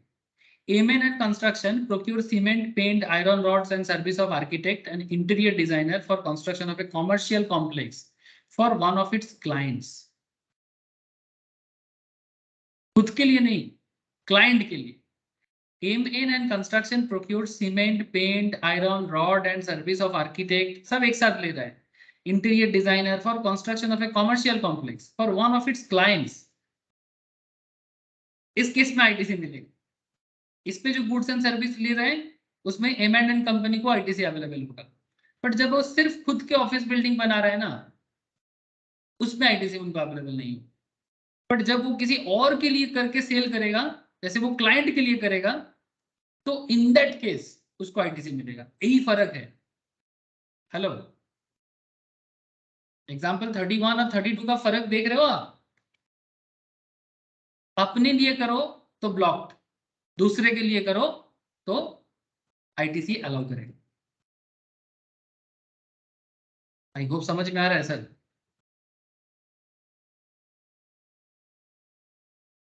सिमिलरली और एक देखो, a company buys cement, tiles etc. and avails the service of an architect of renovation of its office building. Renovate कर रहा है और कंपनी उस खर्चा को PL में दिखा रहा है, मतलब एक्सपेंस बता रहा है, कैपिटलाइज नहीं कर रहा है, क्योंकि कैपिटलाइज करेगा तो डेप्रिसिएशन मिलेगा, लेकिन वो PL में एक्सपेंस के तौर पे दिखा रहा है। तो अगर आप किसी पर्टिकुलर खर्चा को PL में, प्रॉफिट एंड लॉस अकाउंट में एक्सपेंस के तौर पे शो करते हो, कैपिटलाइज नहीं करते हो और रिनोवेशन भी करते हो, अपने लिए भी करोगे तो भी ITC अलाउ करेगा। सर ये क्या हुआ, एक बार हाँ एक बार ना? सर यहाँ पर जो कॉन्सेप्ट है उसी के बेसिस में चल रहे हैं हम लोग। अगर आप PL में एक्सपेंस दिखा रहे हो, कैपिटलाइज नहीं कर रहे हो, मतलब उसको पूंजी नहीं दिखा रहे हो, और दूसरा बात रिनोवेशन के लिए कर रहे हो, खुद के लिए कर रहे हो, अपने ही बिजनेस का ऑफिस बिल्डिंग के लिए कर रहे हो, नो प्रॉब्लम, ITC अवेलेबल करेगा। इसमें मेन कारण है कैपिटलाइज ना करना, तभी ITC मिल रहा है। नेक्स्ट पॉइंट देखो सर, ITC ऑन गुड्स और service used by an automobile company for construction of a foundation of which machinery is to be mounted permanently. बिल्कुल मिलेगा। To be used in the production process, जो machine basically production process में use होगा और permanently वो machine को आप art के साथ माउंटेड करना चाहते हो, इसमें जो भी खर्चा होगा, जो भी GST आप पे करोगे ITC का, वो अवेलेबल होगा। ये है सर, ये है वर्क कॉन्ट्रैक्ट कंस्ट्रक्शन का GST related, ITC related matter. मैं आप लोगों को रिक्वेस्ट जरूर करूंगा कि सर घर पे आप ये वर्क कंस्ट्रक्शंस का जो कॉन्सेप्ट है ना, इसको आप घर पे जरूर एक बार गो थ्रू करें। वर्क कॉन्ट्रैक्ट सर्विस का section 17 section 5 clause C and as well as जो सेल्फ कंस्ट्रक्शन के लिए भी है, सेक्शन 75 का क्लॉज डी, ये दोनों आप जरूर अच्छे से घर पे एक बार देखें, आपको बहुत हेल्प मिलेगा। ठीक है, एग्जाम्पल्स को भी देखें, प्रोविजंस को एक बार रिवाइज करें, ठीक है, ताकि याद कर पाओ आप। ठीक है वैसा ही बाद में भी आपको और भी कुछ थोड़ा मिलेगा। मैं आपको इतना बताता हूँ सर कि आप लोग घर पे जरूर देखना, जैसे फ्री सैंपल्स, गिफ्ट्स, लॉस्ट और stolen etcetera, section 17 section 5 clause H में बोला है। ठीक है, lost goods, stolen goods, destroyed goods, goods that are disposed of by your free samples, ऐसे केसेस में जीएसटी में क्या होता है, बाय वन गेट वन। ठीक है, if a manufacturer avail a ITC of 10 at the time of manufacturer of medicines valued 100, at the time of return of such medicine on the account of expiry, the ITC availed to the manufacturer on the basis of fresh invoice issued by the wholesaler is 50. So when the time expired goods are destroyed by the manufacturer, he would be required to reverse ITC of 15 and not of rupees 10. मतलब ये basically जब medicine expire हो जाता है तो basically वो destroy हो जाता है, तो डिस्ट्रॉयड गुड्स में अगर आपका आईटीसी है ना तो उसको रिवर्स करना पड़ता है, आपको रिवर्स करना पड़ता है। वही चीज यहाँ पर बोला है, ये जो यहाँ पर पॉइंट था ना, डिस्ट्रक्शंस। अब लोगों को एक होमवर्क दे रहा हूँ, ध्यान से सुनना बात। ये जो पॉइंट्स है सेक्शन 17 सबसेक्शन 5 क्लॉज H का, ठीक है, आप ना घर पे इसको पूरा पढ़ना ठीक से। ठीक है, पढ़ने के बाद इसमें गिफ्ट क्या है, सैंपल क्या है, सैंपल एंड फ्री गिफ्ट क्या होता है, by one get one free offer क्या होता है, discount including by more save more offer क्या होता है, सेकेंडरी डिस्काउंट क्या होता है, और आईटीसी रिवर्सल क्या होता है, specially in expired medicine and drugs के केस में। आप जरूर एक बार गो थ्रू करना, गो थ्रू करने के बाद आप ये एग्जाम्पल्स को पढ़ना, डायरेक्ट ही पढ़ोगे आधा अधूरा सा लगे। ठीक है, एक बार आप सारा पॉइंट डेफिनेशंस को पढ़ के फिर पढ़ो, आप देखना आपको समझ में आ जाएगा। मैं नेक्स्ट क्लास में आपको बाकी जैसे ये क्रेडिट इन स्पेशल सर्कमस्टेंसेस, यही लास्ट पॉइंट है सर सेक्शन 18 का, ये स्पेशल सर्कमस्टेंसेस में क्या क्रेडिट मिलता है इसके बारे में आपको मैं थोड़ा बता के फिर मैं जीएसटी को कंप्लीट कर दूंगा। मतलब हो गया, आईटीसी कंप्लीट हो गया। आईटीसी बहुत जरूरी सब्जेक्ट चैप्टर है। ठीक है, तो नेक्स्ट क्लास मैं आप लोगों को, अच्छा और भी कुछ होमवर्क दे रहा हूँ, मैं आपको नोट शेयर कर देता हूँ, आप लोग इस नोट्स के नीचे करीब करीब 14-15 क्वेश्चंस है। ठीक है, मैं आपको रिक्वेस्ट करता हूँ कि आप जरूर ये सारा का सारा क्वेश्चंस प्रैक्टिस करें। इसके अंदर मैथमेटिकल क्वेश्चंस, प्रोविजनल क्वेश्चंस आपको सब मिलेगा, आप जरूर घर में इसको प्रैक्टिस करें, और प्रैक्टिस करके आपको जहां पर भी डाउट हो आप उसको नोट डाउन करके रखें, और जो पॉइंट में दिक्कत हो आप मुझे नेक्स्ट क्लास में पूछें। और अभी भी सेक्शन 18 का मुझे थोड़ा बताना जरूरी लगा, वो मैं बताऊंगा, और आपको आईटीसी रिलेटेड जो भी इंपॉर्टेंट प्रोविजंस, और कुछ है नहीं बट जो भी है मैं लास्ट क्लास में, नेक्स्ट क्लास में आपको पूरा पूरा क्लियरली बता दूंगा। ठीक है सर? Yes sir. यस ठीक है सर, फिर आज इतना ही रखते हैं। नोट जिनके पास नहीं है वो मेरे से जरूर नोट कलेक्ट कर लेना। Okay okay sir, good night. Bye bye sir, bye.